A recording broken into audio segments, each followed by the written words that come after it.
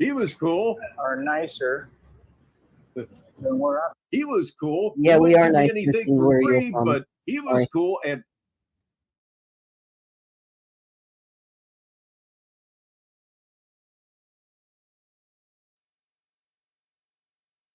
what's up, everybody? Like, how are you acting like you're giving me advice? Like, you do realize that, like, I'm more equity than the illusion of Trump that I'm out here, right? Like, I'm across the country, far from Texas. Just getting set up here.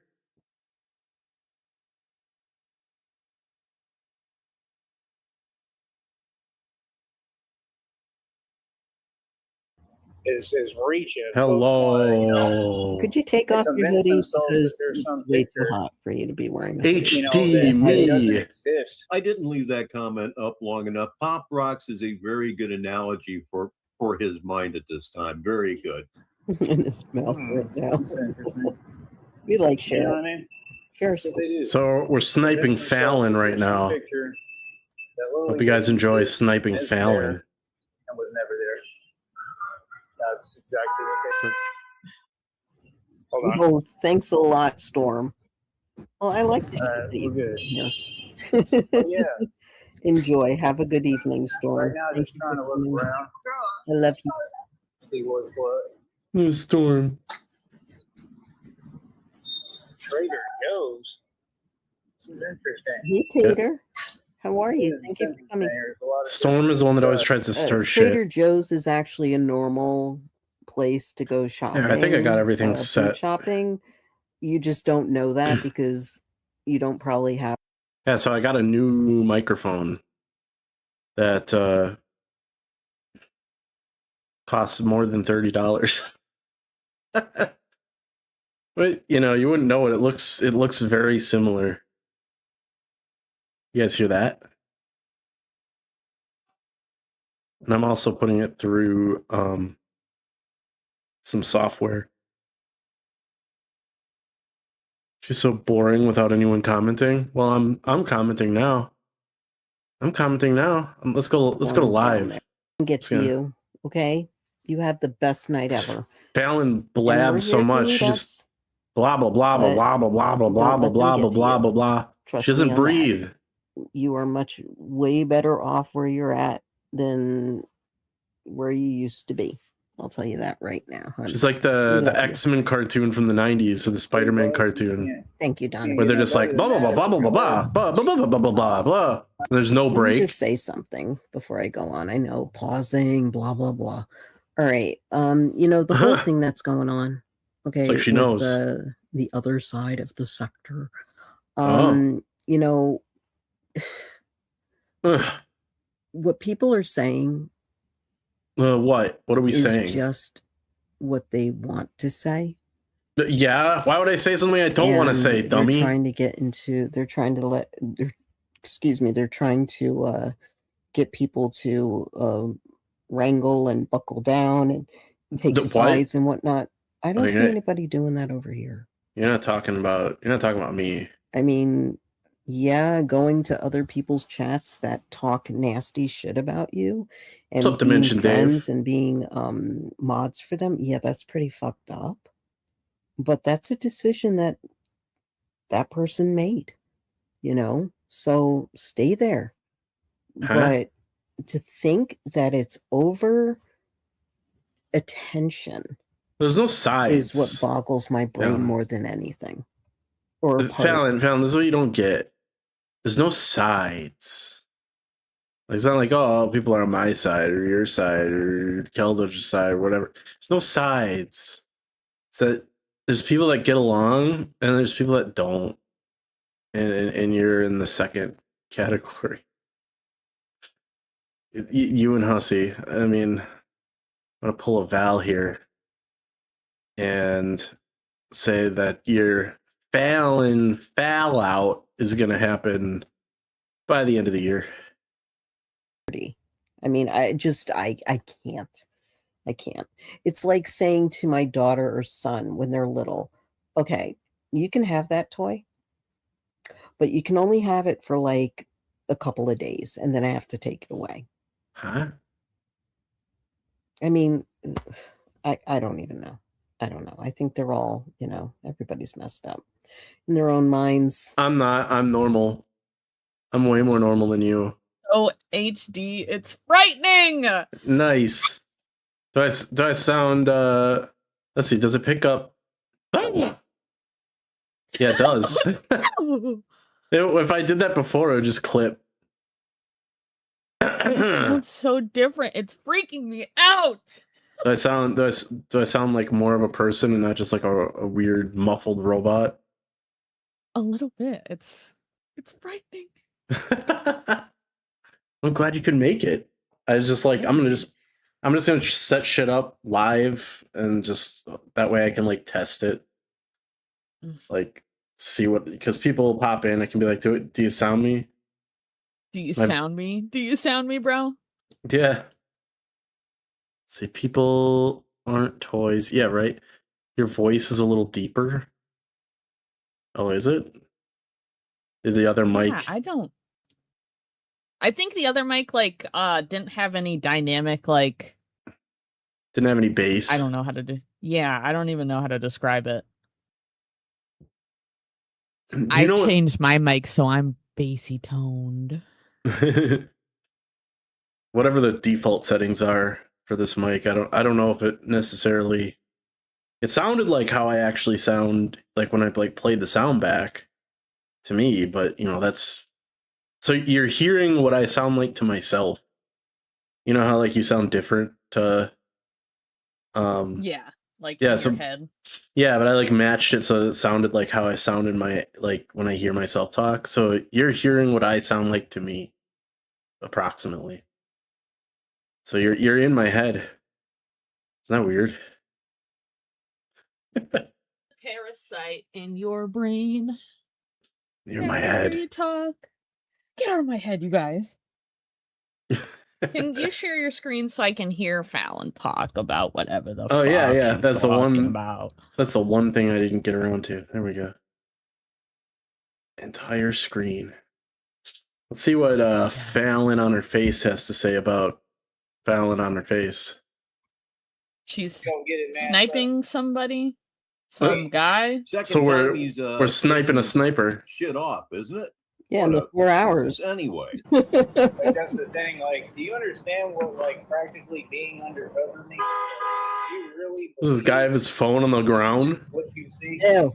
Yes. Like, can't see what it is, man. Yeah, we see your watch. Calm down. So stop playing. Oh, y'all. Like I said. Oh no. Okay, I thought he was gonna like whip it out. I was like, oh no. Yeah, that's the whole point, like, okay, I can hear an echo on my end. I wonder if when you have your whole screen shared. Can you just share the one window? I have an idea. Let me look at my sound settings real quick. Okay. If I step back here, let me do this. Donna can't even stand to layer clothing in the winter. Man, the layering look was never for me. yeah, I'll get it all The fuck done. does that mean? You know what I mean? Not mean. Okay, but if you mute on Discord, Wafters, I can't hear you. Oh, I know. Imagine, like, these folks Is it still echoing? wish that they could like move across the country. Yeah, it is echoing. No, I not don't have really. nothing to prove, but if I pull this off, hell, When I mute, does it stop? Yes. Okay. All right. So I know that it's coming through the mic. Okay. I was trying to rule out what it could be. It definitely it does this to me when you share. When you go to share your screen, are you just sharing you're sharing the entire screen, or are you sharing an application? The entire screen. Okay, don't do that. And share application, and then I won't hear you. Because I think it's like virtually like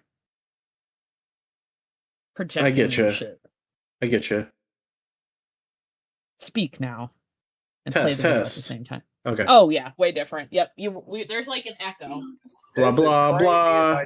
Testing. New York City, like I'm actually here. Like this was just like a figment of. Is that better? Yes, a lot better. Sorry, I had to evict a cat. You're not good. Oh, dude, wafters. Speaking of reading someone's writing, my grandparents handed me a notebook from middle school, 2011, so a year before I made my YouTube account. Oh yeah? And good thing no one found this notebook, man. That's all I gotta say. I read some of it and I was like, what the fuck? Oh yeah. So give me money and I will read Oh, fan. I even had a Silent Hill fan fiction in here, guys. Oh, And okay. a Homestuck fan fiction. I called it Silent Hill Breakpoint, and I didn't finish it. I wrote like 3 pages of it. The other one I wrote like 6. So if you want a Hetalia, you know, all the countries personified in anime, you could have that. You could have Silent Hill concept idea. You can't steal it. It's my original idea from 2011. And Homestuck. Those are your options. You send me money, we could read a little bit of it. I had it's lost to history now, but I had a Gundam fanfic and a Dragon Ball fanfic. Fuck yeah. Like I predicted Fukatsu no F. I had a little guy wishing back Frieza with the Dragon Balls. And then when that movie came out, I was like, I did this already. But I guess it's... Oh, sorry, go ahead. I even wrote the classes and I write in memes. Do you remember the fuck meme with the guy that goes and he's a rage comic? I wrote that. Yes. I wrote class 5. I didn't write fuck. I wrote Dude, I used to be a prolific poster on r/fa on Reddit. I had so many fa comics hit the top of the Reddit page. I'm not even joking. Like I'll have to find some of my old comics if they still exist in some form. That account got banned because I told a Nazi on Reddit to go follow his leader, if you know what that means.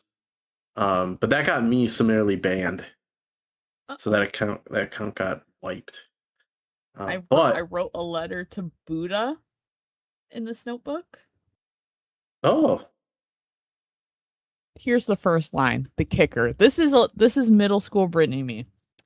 Dear Buddha, if you were awesome, please shoot me.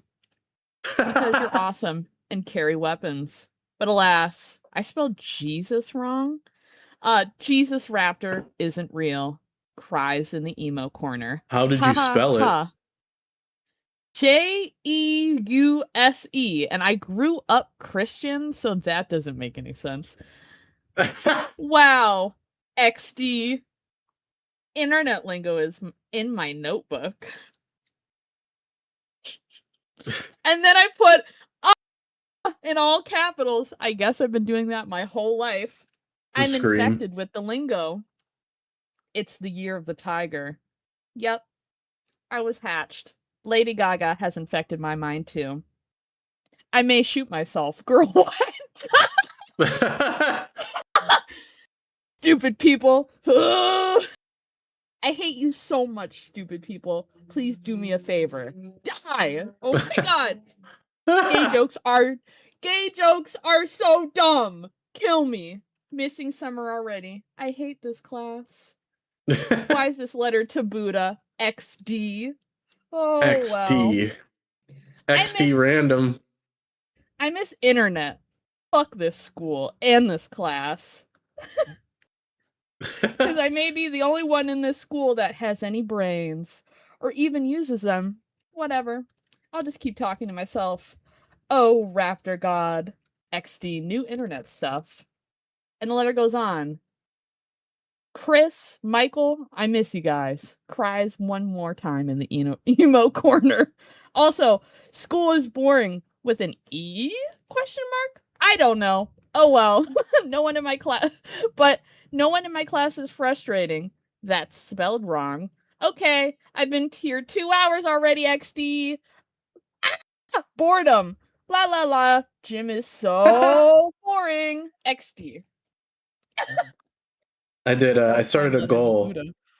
I said that if we meet it, we'll read more from Brittany's diary. Dude, I have diary. My grandparents gave me a diary from when I was like from 2005, and I wrote. It looks like fucking German. I wrote dear, like DER, Dury with an E. Dear Dury, and I didn't write anything else in it.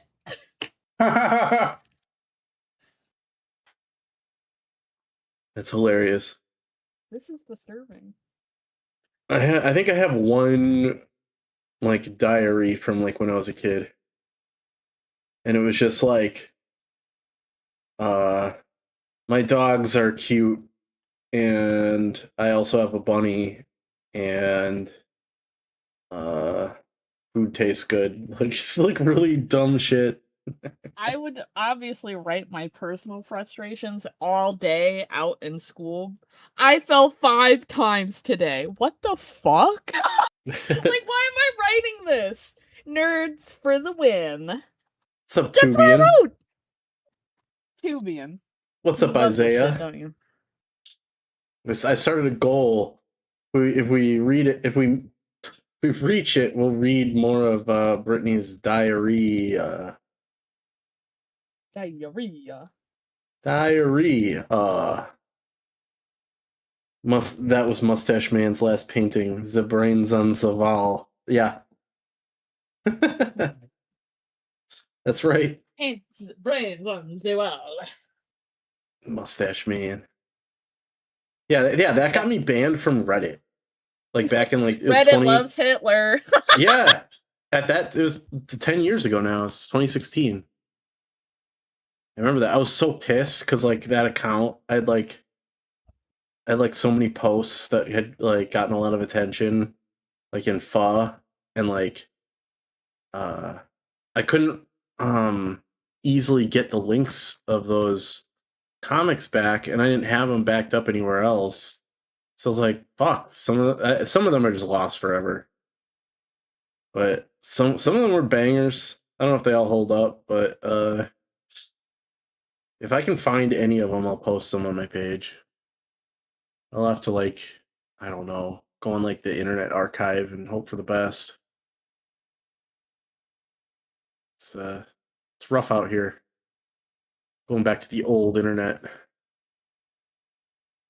See, what is Fallon doing? I wonder what Fallon's up to. But to have it shipped and you had to put the parts together, I was like, listen, if you want to put the parts together, you go right ahead. No, he thought that the whole thing would be shipped like that. No way. So he declined that gift, and got another one instead. But also I got StreamYard set up. So we could do a StreamYard sometime. What do you think about that? In 2010, I'm thinking about death. Ooh. Because I was religious, amen. Oh my god. There's a couple entries in here. Jesus. 2012. Lord, y'all, give me money. We should read these. Investigate my mind. I enjoy reading them because I don't know what the fuck I was on. You were on Teenage Angst. That's what you were on. Oh, dude. I need more of this. I'm gonna save this for the rest of my life so I could read this to the people. Man, if only I could find my Dragon Ball fanfic, I could try to see how well it lined up with Resurrection F. Because like we had it was me and my cousin came up with it. It was there's like this little guy that collected the Dragon Balls to wish Frieza back, and that's precise because he was He was a sycophant. What a sicko. But then that's what happened in the movie. I was like, I wrote this already, even though it's not my intellectual property.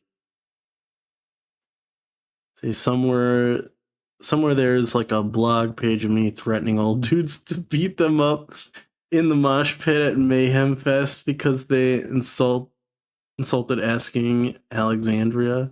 Hey man, don't ever fucking talk about asking Alexandra like that again.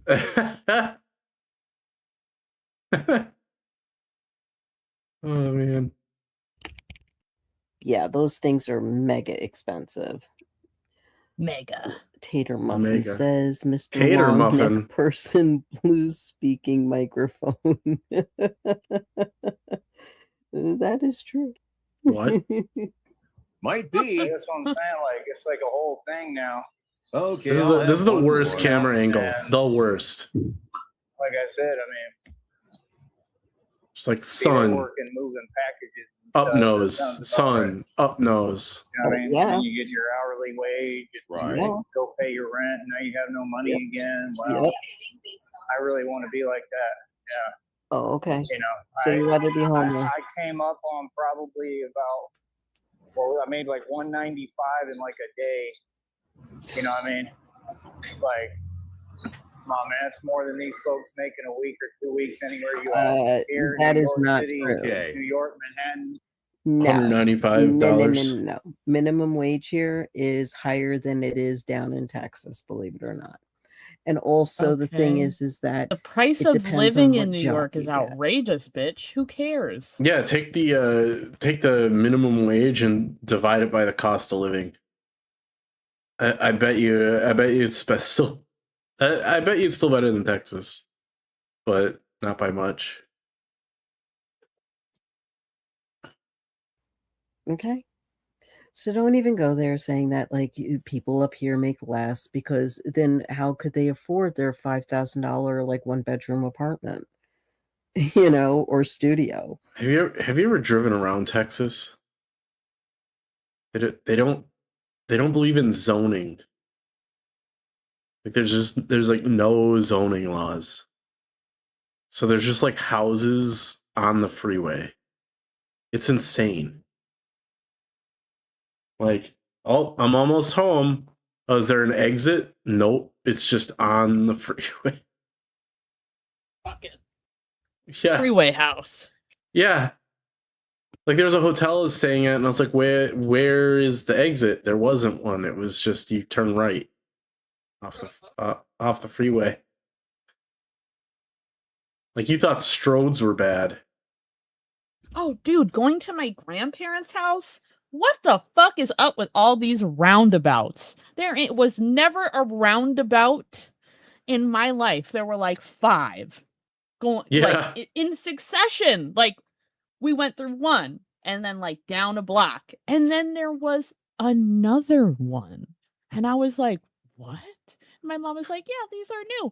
They put these roundabouts in. Aren't they stupid? And I'm like, this was just a long road. I remember this. This used to be a long road. Like, what does the roundabout purpose serve? Yeah. Nothing. To confuse. I mean, there's sometimes a good replacement for intersections, but not always. Sometimes they're not. It's not a good alternative. And really the reason is because people don't know how to fucking use roundabouts. They'll stop in them, and it's like, you're not supposed to stop in a roundabout. Like, you have to keep moving. You can't stop in it. Or house. The best bet if you live in New York is to get a house out on Long Island or Staten Island, and you'll pay, less for it than you would in an apartment, but you don't have the luxury of being in a big city. That's the difference. So if you're in Long Island and it takes an hour to get in New York City, you're in the goddamn city. I'm sorry. Or whatever, 30 minutes, 25 minutes, however long it takes. If you're in that area where New York is and close by, you're in the city. Oh yeah, Long Island. Yeah. Yes. Yeah. Oh, the country. We all know the rural area of Long Island. What are you talking about? Does Fallon live in New York City? I think she lives in Brooklyn or Jersey or some shit. Okay. And I knew she lived in that general region, but I didn't know exactly where. I mean, yeah, if you're in Brooklyn, yeah, you're in the city. And good luck finding an affordable house or apartment. That shit is Now, if you were I guess Hoboken or outside of New York City proper, I guess you could say that's the suburbs, but that's not. I don't live in the East Coast either, so I don't know, but I know the differentiation between the country and the city. Yeah, it'd be fun to live in Yonkers, just because it's the way that sounds. Oh, where do you live, Yonkers? So that's very It's a really Yonky. good Tyler the Creator album too. Yonkers. Yonkers. I'm eating an Airhead Mystery. What flavor is it going to be? I wonder. Was it gonna be I don't pineapple? know. I don't. Coconut? Airhead flavor. Cum? I can't. It's not cum. It would be pool water like. No. Pool water. Hot dog water. Speak wisely. Okay? Just saying. What? If you made 195's worth of money, it's $1.95. Let's just go live. Exactly. It's like I had to go to the bank at 12 o'clock at night. Yeah, that was not fun. You could just skip anywhere in a Fallon stream and it makes just as much sense. In fact, I think you begged for it. I think you grifted it out of his wallet. That's what I think. The best just you know, so that's the thing. Folks don't get. I'm telling you, God just makes a path, makes a way where there is no way. Shredded cheese. And anything with shredded cheese is faith can happen. See me walking underneath all this. You had shredded cheese on top of potatoes. But yeah, so does everyone else. Big whoop. Yeah. Oh, dude, guess what I had this morning? Just to make a point. Remember when we had that big blowout about fucking sausage, biscuits, and gravy? I got that at breakfast this morning. Yes, I did. I saw the picture and it looked good. I'd eat that. It was delicious. They layered it. It was biscuit, sausage, egg, and then white gravy and cheese. Yeah. Shit slapped. It was so good. I couldn't eat it all though. I would eat that right now. I'd eat that any day. I literally was I haven't been here in 10 years. Oh, is that a spot to go? Yeah,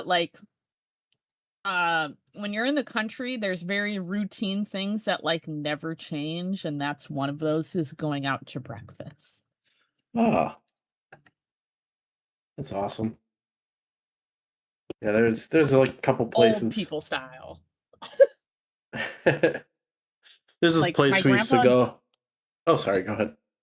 My grandpa demands hugs from the waitresses because they know him. And he has a waitress that he loves. You know what I mean? That's how small awesome. Town it is. It's like Twin Peaks light.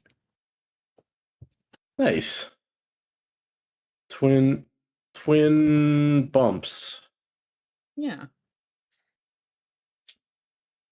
So she said her whole life, but I don't think she got out much. Oh, Fallon. Yeah. Yeah, Fallon doesn't seem to have a lot of life experience. Reading her book seems to suggest this because she thought a business is a building. Do you remember that part of the book? Yes. And she doesn't even talk about loans or financing or anything that a business-minded person would consider when, wanting to buy a business. Yeah.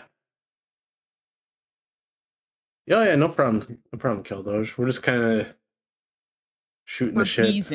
beezing. But yeah. if you get the goal, I'm gonna say it again. 5 super chats. I'll read another excerpt from my diary. My diaries.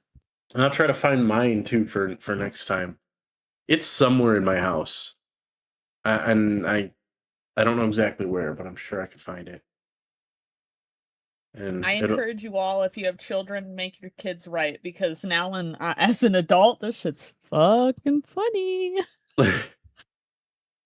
There's a lot of pictures in mine too. I just like draw. Yep, same. I remember I was trying to. One page had drawings of all the. I imagine each continent having its own flag, like how countries have their own flags and states have their own flags. I was like, what if the continents had their own flags? What would those be? And I like drew like different flags. So if I can find that, I'll post those. What the fuck is British Columbia Day? I don't know. A civic holiday in Canada, celebrated on the first Monday in August. It is thought the first Monday of August is celebrated in the most of Canada as a public holiday, known as a civic holiday. In the Nunavut, which is like the indigenous people in the Northwest Territories, where it is a territorial statutory holiday. Okay, what does it serve? What does it do? No one can tell me what is the purpose of this holiday. Happy Civic Holiday. What the fuck does that mean? I don't like Canada. You need to be clear. At least I know, like, June. That's like when in Great Britain when they say Happy Christmas. I'm just like, shut up. Happy Christmas. Shut the hell up. It's Merry Christmas. Say it right. Well, that's not how we say it. Shut up and say it right. Happy holidays, because like there's too many holidays that like are in that month. Not even like not Christmas holidays. Like there's like Catholic shit going on. Christmas, fucking Ramadan, blah blah blah blah. Yeah, it's all the different. Yeah, all at once. So yeah, happy holidays. Happy holidays. Or the worst is when you go happy holidays and they go, I don't celebrate. I'm Jehovah Witness. And I'm like, oh, my bad. Had that happen a couple times where I'm like, oh, well, sentiment's still there, I guess. Have a good one. I want to start an atheist holiday and call it like Merry Nothingness. Merry Nothingness. Let's atheist holidays. Okay, let's go. Atheist Day is on March 23rd, and the National Day of Reason is the first Thursday in May and the winter solstice. Oh, I didn't know that. Well, you should have been celebrating National Day of Reason. I'm not very observant. Free Thinkers Day, January 29th. It's a random day. Is there any particular reason? For Reason Free Day? Thinkers. It honors the birth of the philosopher Thomas Paine. Okay. All right. Who's Thomas Paine? Sorry, you're gonna hear Right, the he birds. wrote, What I call birds. What's it? Common Sense. Ambulance. Hold on, ambulances. I don't want you to. He wrote Rights of Man, The Age of Reason, Common Sense. Yep. Was an English-born American founding father, inventor, philosopher. Why don't we talk about Thomas Paine more? Look at him. He's got a cute little smile. Aww. He does. Here, wait. I'll show you. He does have a cute little smile. Look at it. Hold on. Let me see. Hold on. I'll put it in the business chat. I want to see. Where's this cute little smile? You'll see it. You'll be like, oh, okay. It's going. Go. Send. Boom. No. Look at this little. Put this on. Everyone can see. Thomas Paine. It's cute little smile. Fallon lives in Long Island. Heads up. That's what somebody said in the comments. Thank you. The real Don K. And this Fallon lives in a cave. I couldn't stop fucking laughing at this shit. My God. Like, my friend sent this to me in text, and I was wheezing. Like, coming while pissing. I don't want to know. Farting while pissing is just like this face. What killed me was shitting while kissing. Yeah, for real. And it's just like a face that's like. Why is shitting while farting? I feel like that's the same. Oh, whoa, okay. Never mind. Yeah, that face makes sense. Never mind. And then hissing while coming.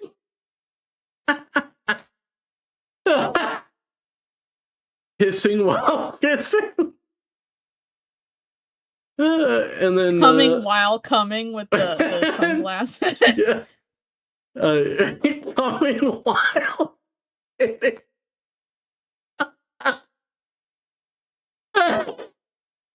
Coming while shitting. Coming while farting. Kissing while pissing. I like how Brittany, would you kiss me while I was pooping? God damn it, dude. Probably not. I like how kissing while shitting is just like I don't know. But then shitting while kissing is like the worst thing that could happen. I think it's the element of surprise, right? It's like you're just like smooching, all of a sudden it's and you're just and then this one is just like you're taking a dump and your partner comes into the room like while you're shitting and just decides to kiss you and you're just like, hey, I guess. Kissing while farting? Why is it different?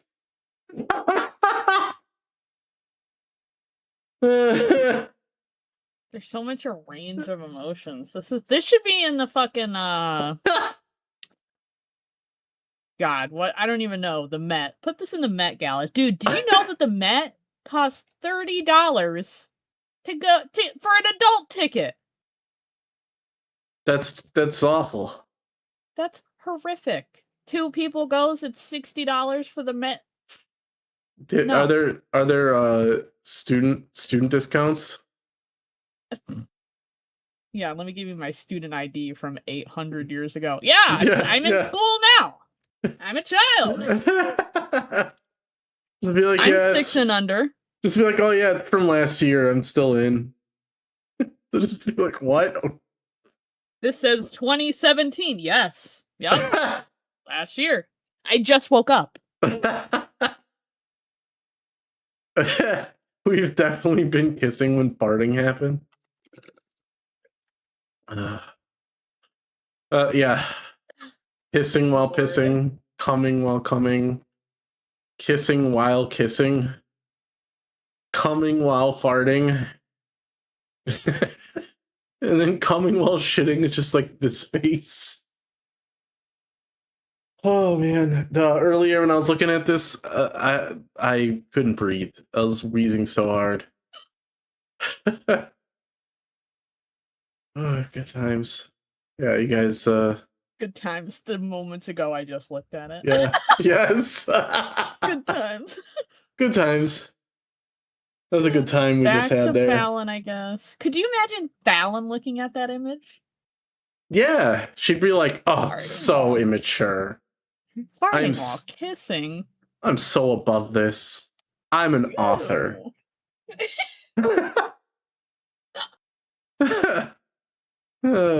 Guess what, Fallon? I'm an author too.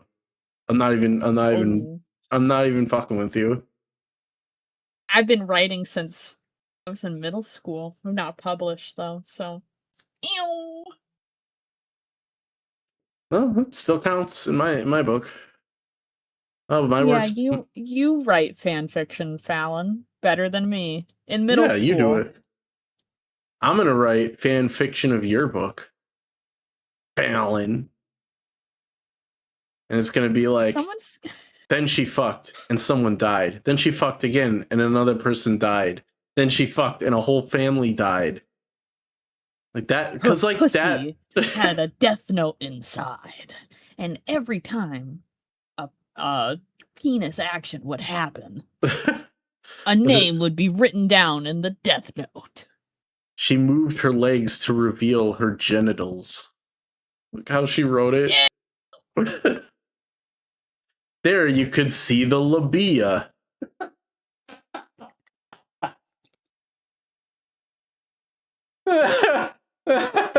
Like spelled wrong. It's a labia. It's like labia.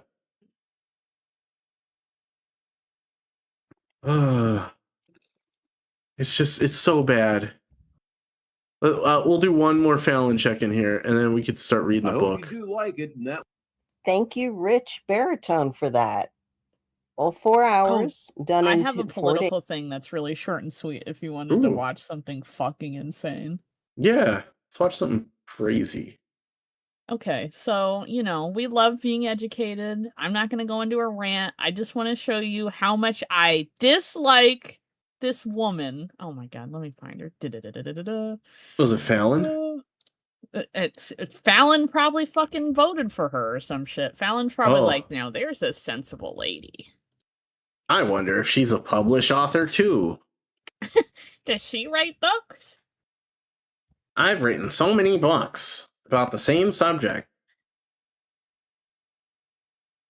This lady goes around and fucks and gets divorced and remarried over and over, and all her friends die every time she fucks. It's only 5 minutes of our time, but this woman's energy, there's 2 women, and I just can't stand them. I'm excited to see this. Oh man. Okay, so right now there's like a congressional hearing going on about the Smithsonian and their ethics and celebrating American history and blah blah blah. So there's this, look at this woman. Oh my god, she looks evil. Look she does. She's got that like evil eye. Dr. Hartig, how many children visited the National Museum of American History last year? Hi, good morning, ma'am. Answer the question, how many kids? Good morning, ma'am. Since we don't charge, she looks like are you the director of the museum? From the podium and rip her throat out. Look at her. Ma'am, answer the question, ma'am. Is she going to be like, why are you exposing children to to education? Oh, get ready. How many people visited the museum last year? 2 million. How many of those were children? Ma'am, I don't even know. Okay. For you, but I'm happy do you agree that educating children about American history is a core duty of the museum? Yes or no? Absolutely. And are images of sexual fetishes appropriate for children? Yes or no? So, ma'am, it's a simple yes or no. Or is sexual imagery, provocative sexual imagery? This woman is composed. What is was there an exhibit that showed like a naked Neanderthal or something? Like what? No, it's so they opened another Smithsonian branch, I'm pretty sure, and it's called like the American History Museum, specifically covering Americana. And it's been like criticized because a lot of people think that they're rewriting history or being editorially biased in a left-leaning way and not being objective. And the Smithsonian is obviously arguing, no, we're being objective in the terms of history, like the facts.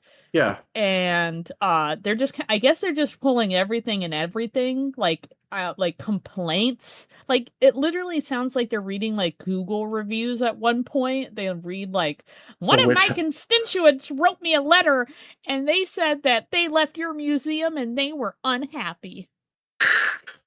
Yeah, there's always gonna be someone unhappy with everything. Doesn't matter. Doesn't matter what it is. It could be the best thing in the world. There's gonna be some miserable fuck that's like, I hated it. Like it could be a roller coaster that gives you a blowjob at the same time, and there'd still be someone that's like, it's too rough. You know what I mean? It made my wiener hurt. It'd be Rev on it going, ow, ow, ow, ow.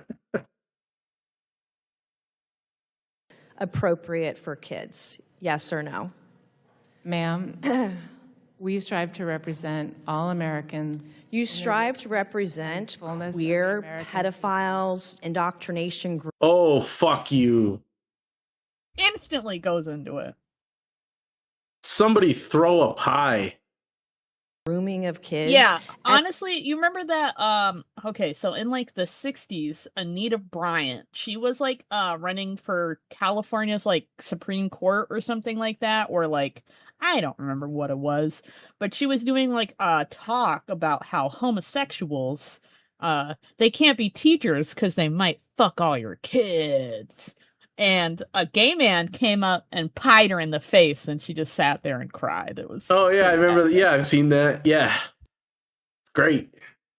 Do it again. Got to do it again. You need pie in the. You need cream pie, Miss Mace. Or I'm not gonna say that, but you know, her name is also a thing you can do. Don't an do American that. History No. Museum, and it sounds like you're Pie proud is of it. You acceptable. won't answer the questions, probably because you're ashamed. And as a woman, I really can't believe you will sit here today, and you can't even admit that sexual imagery like this behind me. They tell me, my staff tells me, this little trinket around the penis. This is BDSM in a setting where Pause. What? Huh? That's not a penis. Does she not know what a penis looks like? It's literally a mannequin with a leather like fashion device. I don't even know if you could say that's explicitly like BDSM. Like there's lots of like leather wear that people wear nowadays that's in fashion. Like the leather corsets are in for women, harnesses. A lot of alternative people wear harnesses outside. So I'm kind of like lost. 2 women hugging and a butt crack. Okay, that's the next image. Yeah. And it says girl germs. The next is the Dixie Chicks. And they're naked. Oh, naked. But you haven't seen that a million magazine. times. It's Entertainment Magazine. Like it was published and sold to the public. So I'm and what year? 2005? Yeah, because they're not the Dixie Chicks anymore. They're the Chicks. So yeah, this is before they decided that their name was racist. And then RuPaul, another drag queen, and another drag queen. Oh, they're just going straight for the gay is the same thing as pedos. That's just what they're doing. It's that's pretty sick. Fucked up. This lady's terrible.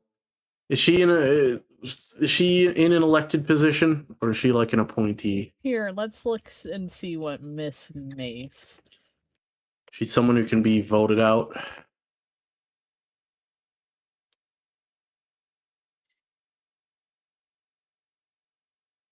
Should be like one of those good bureaucrat positions that like takes 40 years for anything to happen. Oh my god, girl, what happened to you? You used to look okay.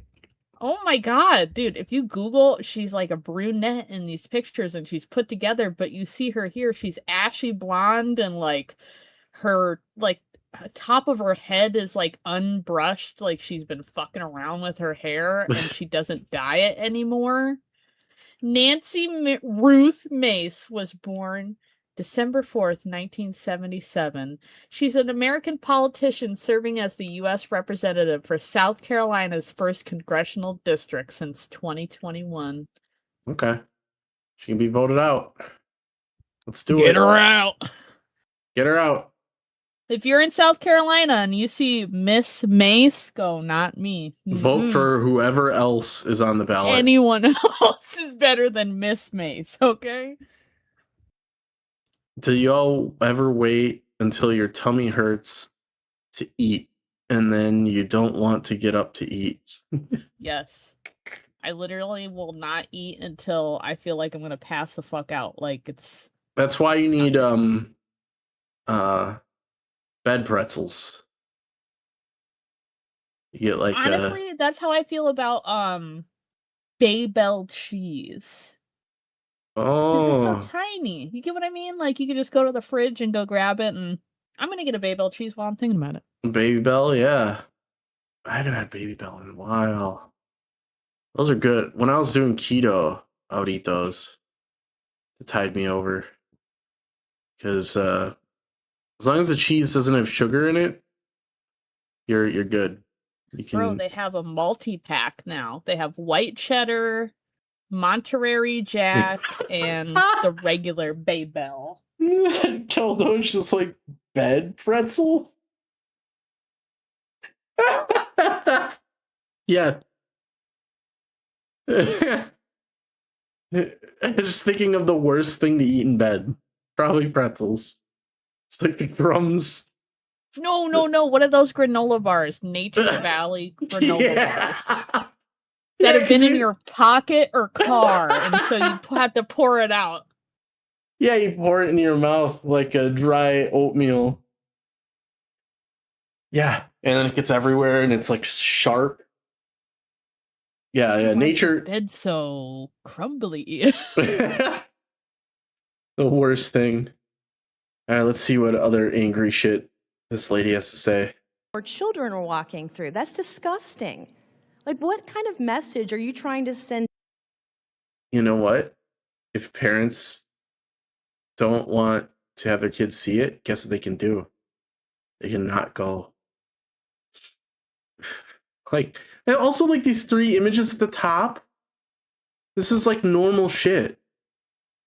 Like on TV. It would be different if they were like, yeah, guys, we're going to teach you about porno theaters in America and show you some of the cool archival pornos we found. Like, no, these are just fucking images of 3 fully clothed people, 2 scantily clad, and then a mannequin. A mannequin! You could just tell your kid, I don't know what the fuck that is, and then walk away! What do you mean? You could tell a kid anything. You could be like, oh, yeah, people, like, it's to hook your groceries on, and then you walk away and you don't acknowledge it. Whatever, who cares? Yeah. Yeah. You can make some shit up. It's not the end of the world. To kids with BDSM imagery. What are you trying to tell kids? Are you sexualizing children? Is that what your motive is for the museum? I love this woman's smile. It's so comforting. She knows that she's a fucking idiot. That's women speak for you're stupid as hell. Oh, I mean, yes. Specific 2-piece. Do you know how many kids get raped by adults every year in this? Oh my god. What? We're talking about a museum. What does this have to do with anything? Look at Mr. Think of Clown. the children. He's pissed. Look at Mr. Clown. He's like, get me out of here. This is so fucking stupid. This is like, this lady just learned that, like, there's PG movies, and some parents take their kids to PG movies. And she's like, how dare they? Country, this kind of thing, when you are dressing men up as women, drag queens, you're putting this kind of crap in front of. Fuck, you know what? I don't give a shit. I'll dress up like a woman just to upset this lady. If I'm going to be in the same place as her, that's what I'm doing. Fuck you. Yep. Sorry. The kids uncomfortable now. Sexualizes them and makes I'll be in them a more fursuit and dressed as a man. A manly, masculine fursuit. How about that? To people that. And yeah. And you know what? And what else? And I'll be gay too. I'll be a gay, homosexual, masculine furry. Nancy Mace. Drag queen Nancy Mace. Oh, that her first name. Okay, yeah, her first name's Nancy. Is an actual political lol cow. Yeah, I could see that. Once fell asleep eating a bag of chocolate chips and I got them everywhere. Oh no. I tried to get Stardust to make a video on her. She's a fucking nut. Yes, have you ever I would deep dive into this woman. Yeah, have you ever seen her having a meltdown in an Ulta? No. If you have the link set to post it, we'll watch that. Keldos, you must have been so messy and kind of hilarious. Yeah, I just assumed it would look like you shat the bed. If it was in a bed. Man. Want to rape them or abuse them, or when we have men in women's settings that want to do harm to women. You talked about the girlhood exhibit, and you didn't want to answer the chairman's questions earlier, but it was a diary featuring a six-year-old that reads, everybody was talking about getting boobs in their period. I pray to God every night for my penis to grow. Dr. Hartig, can you tell me, look me in the eye and tell me that belongs in an exhibit for kids? Ma'am, Girlhood, It's Complicated was not an exhibit designed for children. I know, you had the little disclaimer thing, which is sort of the diary was of a 13-year-old going through. Yeah, I know you rated the movie PG, but you know, like, what do you want? You want Republicans bitch about, like, we can't have a nanny state. Meanwhile, they want to make a nanny state. They want to literally have state-appointed nannies telling you where kids can and can't go. Like, it's not up to the parents. It's got to be the state. Through puberty. Okay. Do you think that's an appropriate thing to put in an American History Museum where there are children walking through? I put the link. We're talking about American history. Her freaking out. Oh, yes. We'll watch that next. Right. So Girlhood, It's Complicated. Okay. I'm moving on. She basically ran into a gay man in the Alta who asked her when her next town hall was, and she started flipping out. Nice. On because I don't know how much money you spent on getting prepped for this hearing. They did a good job because you're filibustering and not answering a single. She was the same one that led the charge to ban trans people from using a bathroom. Yeah, that sounds about right. I think I recognize her from that. Question from a single Republican today. Again, do you believe that since 2021 of her being in office, she looks fucking awful. She's really let herself go. Good. I hope she looks like the Crypt Keeper by the end of the year. Yeah, dude. I don't know what deal you made, Miss Mace, but she's got the eyes. Ugly. She's got the eyes for it. She got those Crypt Keeper eyes. You know what I'm talking about? Let me pull up Crypt Keeper. Crypt Keeper. Yeah, you guys know the Crypt Keeper? I want to be the Crypt Keeper when I grow up. Did you know the eyes for the Crypt Keeper were the same eyes from Chucky? Yes. The Chucky doll? They took them from that prop and put them in the Crypt Keeper. Women? Ma'am, as the director of the museum, that's not relevant in this case. It's very relevant. You've got men dressed up as women, and you have them on displays in front of kids. Do you think? Yeah, guess what? Men can dress up like women. It's not illegal, and it's arbitrary. Men have worn dresses in the past. Have you never seen, like, pictures of, like, royalty? Like, paintings of royalty? Like, kings would wear, like, really huge dresses and shit. Just, you know, cultures change, so they're not typical anymore. But it's, who cares? You know who made high heels? It wasn't a woman. Yeah. And you know who popularized heeled shoes? Not women. Right. Yeah, people forget. Also, like, baby boys used to be put in pink. Baby girls were put in blue. Well, until pretty recently.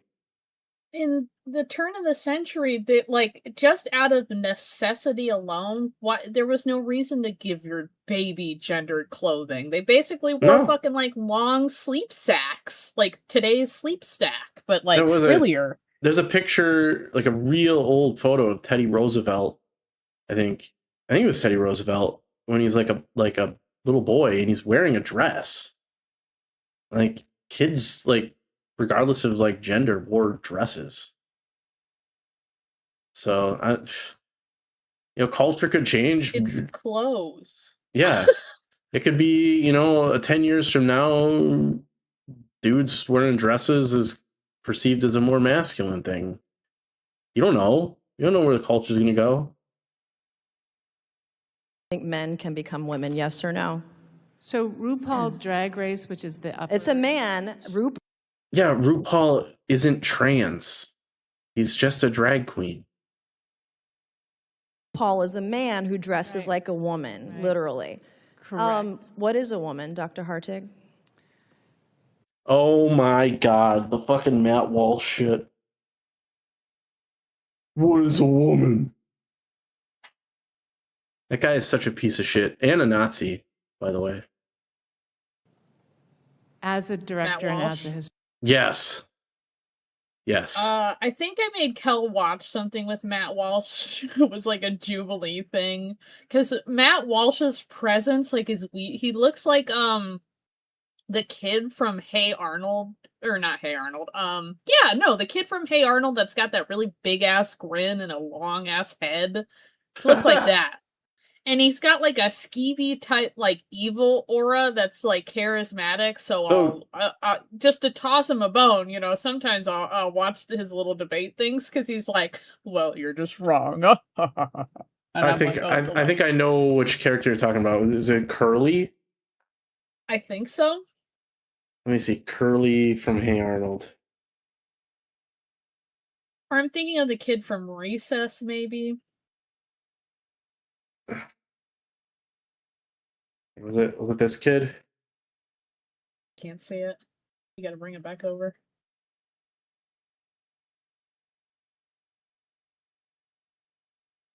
Oh, you probably can't.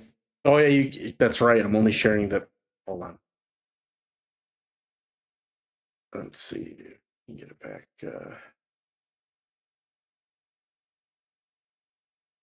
I know.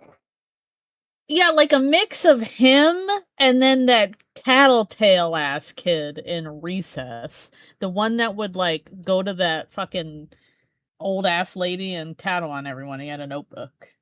It's like they perfectly combined these children together and made an adult, and that's Matt Walsh. Oh yeah, I think I know what you're talking about. Recess, Tattle, Kid. I didn't really watch Recess, but I was aware of it. This kid? Yes. See, that's how Matt Walsh smiles and shit. He learned that shit from cartoons. Dude is a cartoon.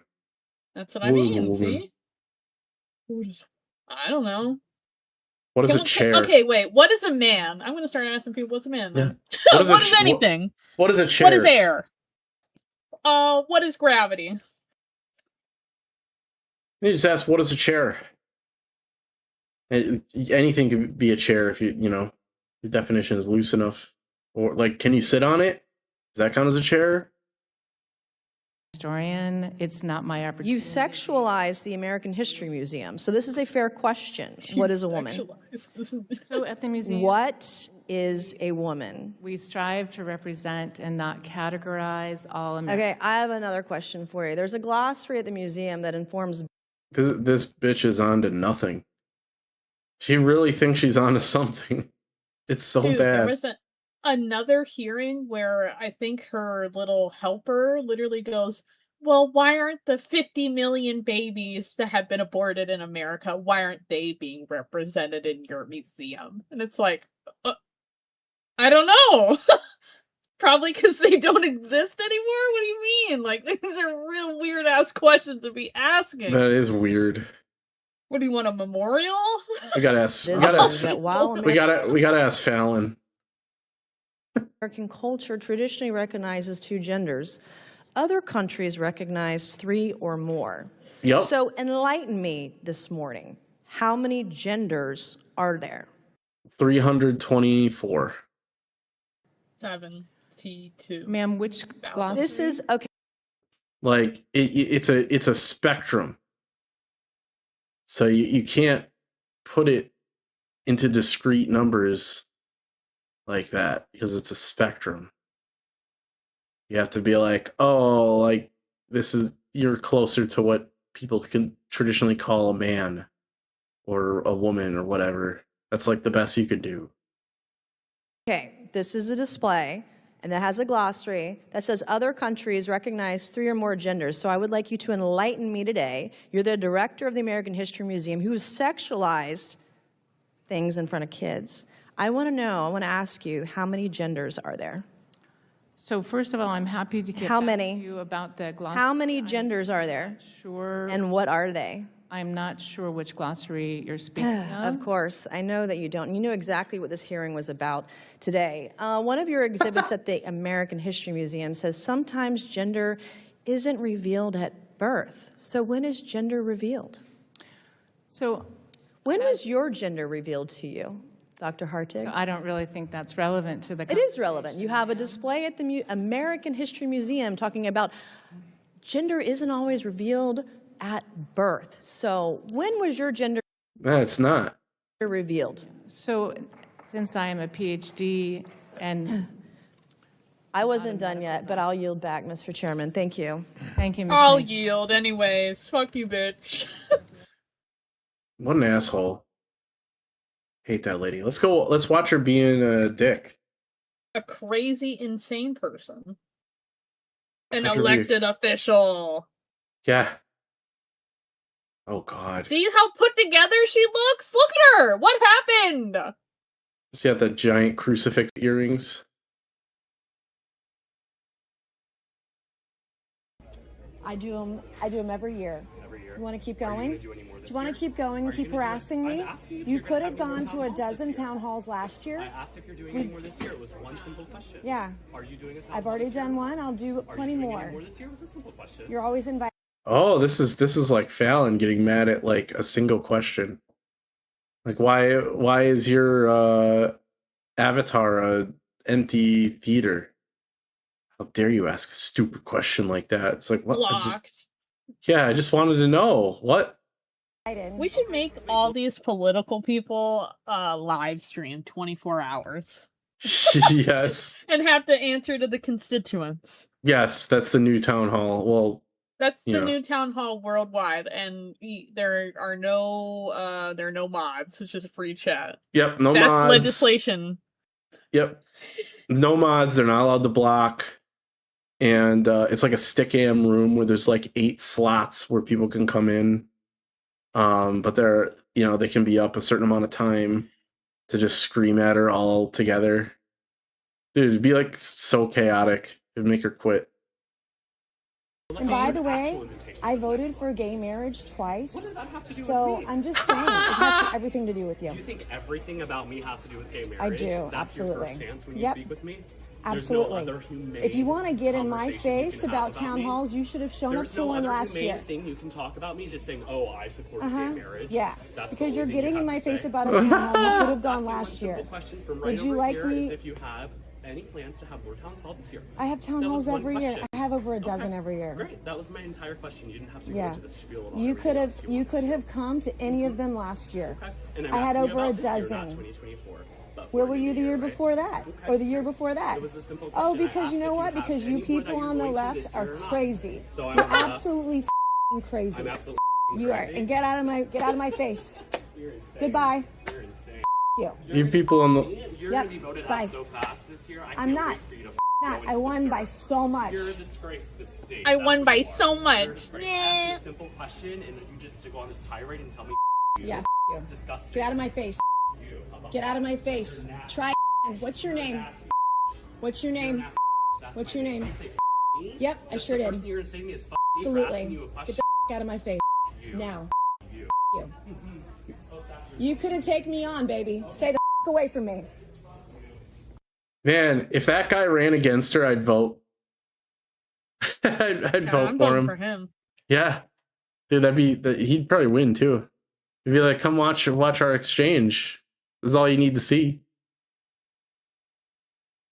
Dude, we'll definitely be talking more about Nancy Mace. She is almost certainly a Lulz cow. Lil cow. A year ago? Is it just a year ago? Okay. Man. I'm gonna move to whatever in North Carolina. Yeah, just to vote for that guy if he runs. Let's see. What's Fallon up to? We give her one more chance. Oh, that's it? Okay. You want to read? Oh. Yeah, I'm done to read. I switch to read mode. You guys ready to read? You guys ready to read? The slog of reading. Dude, I'm sorry. This book fucking sucks. It's so terrible. Let me share my screen once again.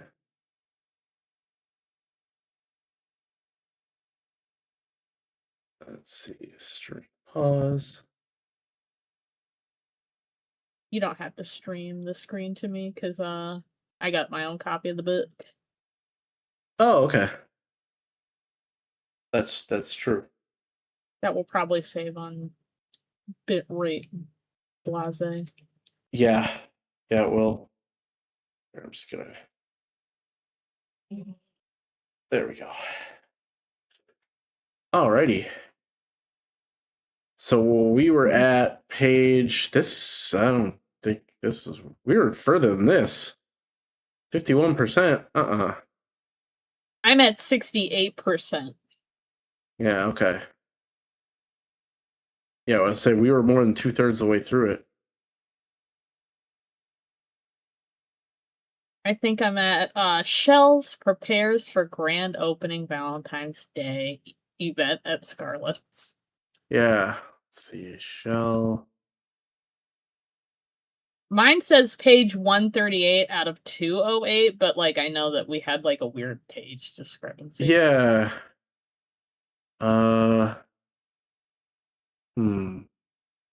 Thank you, Shadow Hair. You make this book great. I know, it's just so hard to read. Oh yeah, man. there we are.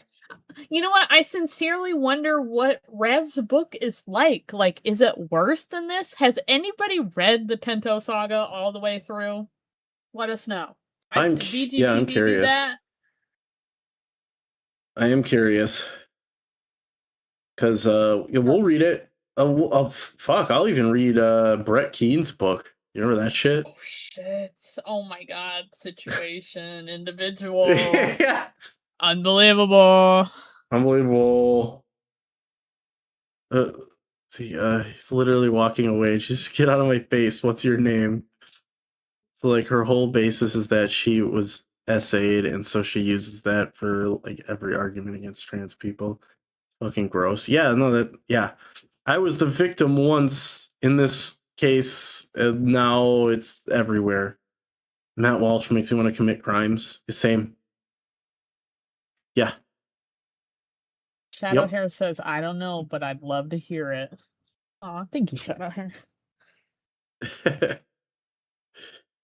Have you found Shell prepares for grand opening? Okay. Shell prepares for grand opening Valentine's Day event, the new Scarlets. Huh? Tia prepares for Tia read opening. the headline. That's Tia reading a headline out loud. I know, but like at the new Scarlets? That doesn't sound, I don't know, that doesn't sound right to me. No. Tia read the headline of the newspaper as she ate her breakfast. She was so excited and nervous at the same time. It was her first major life change, and she was not going to let anything ruin it. She felt very powerful and take charge. She felt very take charge. She felt very powerful and take charge. But get rid of the conjunction and powerful. This is how it would sound. She felt very take charge. Like grammar? And then I don't know who's reading this. Viola. Think. Only 4 more days. Until then, I know how swamped and tired you are from doing everything on your own. You should have hired someone to help you and the kids have recess from school. Take a mini vacation. We will hold the fort down, Viola announced as she entered from the hallway with a load of laundry spilling over from the basket. I'm okay. I just missed Libby being around here. Tia folded the paper down and finishing her last bite of eggs and toast. Why don't you call him and tell him that? I know he'd love to hear from you. He made it clear he needed this trip. With both our schedules lately and the time away has been good. I have the company almost up and running. Besides, he left me, along with Paul. I'll never understand men at all from now on. There are many ways to deal with the whole species of them, and I intend to do that. She poured herself and then going Viola gay. some more coffee. As they both laughed, holy fuck, if she goes gay, I don't know what to do. Oh, she always had to toss in some humor into her conversations. It made her stronger for some reason. Why do men do the things they do when they're in love? She shrugged, and then they both toasted their coffee mugs and took a sip, laughing. It cheered her up because she was slowly feeling a bit better inside. Was this a fucking Folgers commercial? the Folgers commercial where the brother and sister are in the fucking kitchen and she's like, I missed you so much in Africa, or whatever the fuck. Yeah. And it's like, really, like, I don't know. Gives off a weird vibe. I don't know. Yep. Oh, fuck. Tia was going over paperwork and RSVPs for the party when a knock sounded. What the fuck? When a knock sounded at her office door, she spun around in her chair, hanging up the phone and then placing her pen down, exhausted. Yes, come in. Marianne stepped in with a big assortment of roses and a smile on her face. Just me with these. You did not tell me, Reek, and you talked. Tia thought about what Marianne had said and set the roses down on the desk. I didn't. Tia looked in between the flowers for a note or a card, and nothing. Then a knock appeared. London Banks entered. He shocked both. What, like lightning bolts coming out of his hands? He shocked both. That was a weird way to phrase that. Mr. Banks, Tia said, sitting down in her seat. He smiled, folding his hands. This is you. Oh, yeah. And he's Squidward, so. Ladies, good afternoon. I see you received my arrangement. He stepped closer, looking over the flowers, pleased with them, and then back at Tia. Tia's heart skipped. It was the way he ran the thumb over one of the petals so gently and passionately. What is with her and thumbs? I don't know. She looked away quickly, not as to be caught. From you? Why? She looked over at Miriam, whose mouth fell to the floor and then snapped shut as she got the hint to leave. Excuse me, I'll be up in the ballroom. Tia went to close the door behind her. Good. Make sure the extra boxes of backup liquor are stocked in the little room on the side for me. She turned and looked at London. So these beauties are from you? She went back over to the desk to sit down, offering him a seat. Yes. I hope I'm not interrupting you. The roses are a simple thank you for allowing me to have my nephew's engagement party here. He folded his hands and then tilted his head back to look at her as she eased back and flashed back to his kisses and embrace. It's really not a problem. I'm kind of pressed here. Her response was flat. Yeah, I also came to apologize to you about a few things. She raised her head and then looked at him, confused. She rose to her feet and went over to the bar and poured herself some water, offering him a drink. He declined and followed her. About what? She felt his breath bounce off her neck as she guzzled the cold water nervously. He was making her heart race again, like he had when they shared that kiss. Look at me, Tia. She placed the glass down and turned hesitantly to find herself trapped. He was inches away and he ran his hands along her face, and then his eyes locked with hers. He was so seductive. But he couldn't melt this time. But she could not, oh Jesus, but she could not melt this time. He continued to forcefully hold the side of her face with his palm. When we shared that last kiss, I did feel something. But something that I have never felt before. I would like to feel that way again. I know you felt it too, didn't you? I felt something, but it's not the same way you felt. I can't do this. I'm sorry. He looked at her in the moment and ran his eyes all over her body from head to toe as they turned dark and full of disappointment. You loved boys, Tia. Paul? I knew him before he even stepped foot in the corporate world. And the deputy, I believe, is still in mourning. They cannot give you what you deserve, and a woman like you deserves everything and anything. And you think you're the right man to show me what I need? Mr. Banks, I grew up in Brooklyn, and I don't need any man to show me what I need. I was married to a manipulative gigolo and engaged to a billionaire who left me when he found out my aunt left me a large amount of money along with wise wisdom. I guess call me lucky in some way, but look around. I did this all by myself. And I am proud of it. She walked past him to lean against her desk and cross her arms, lighting up a cigarette. His comments about the two men that had always been there for her sickened her. She was starting to see that she couldn't do it. She could do it on her own. I see. Well, I guess I'll leave you to your day. I do apologize if I have bothered you. You seem to have felt it too, that night. I admire you for your strong-willed mind and beautiful, irresistible charm. Who talks like this? I do apologize if I have led you on in certain ways. She looked at him in shock as she stepped up to her and grinned as he removed one of the long stem roses from the arrangement and then inhaled its scent, looking deep into her eyes. Come on. I'm flattered, London, but I swore no man, not even you, could have a piece of my heart or soul. She looked at him, raising her brow. Why?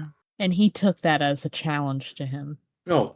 He raised his brow back at Oh her. my god, I hate him. He sees a no as a challenge. Great. She was... What? Is that he sees a no as a challenge. Great. Yes. He raised his brow back at her. She was dying to see what he would do next.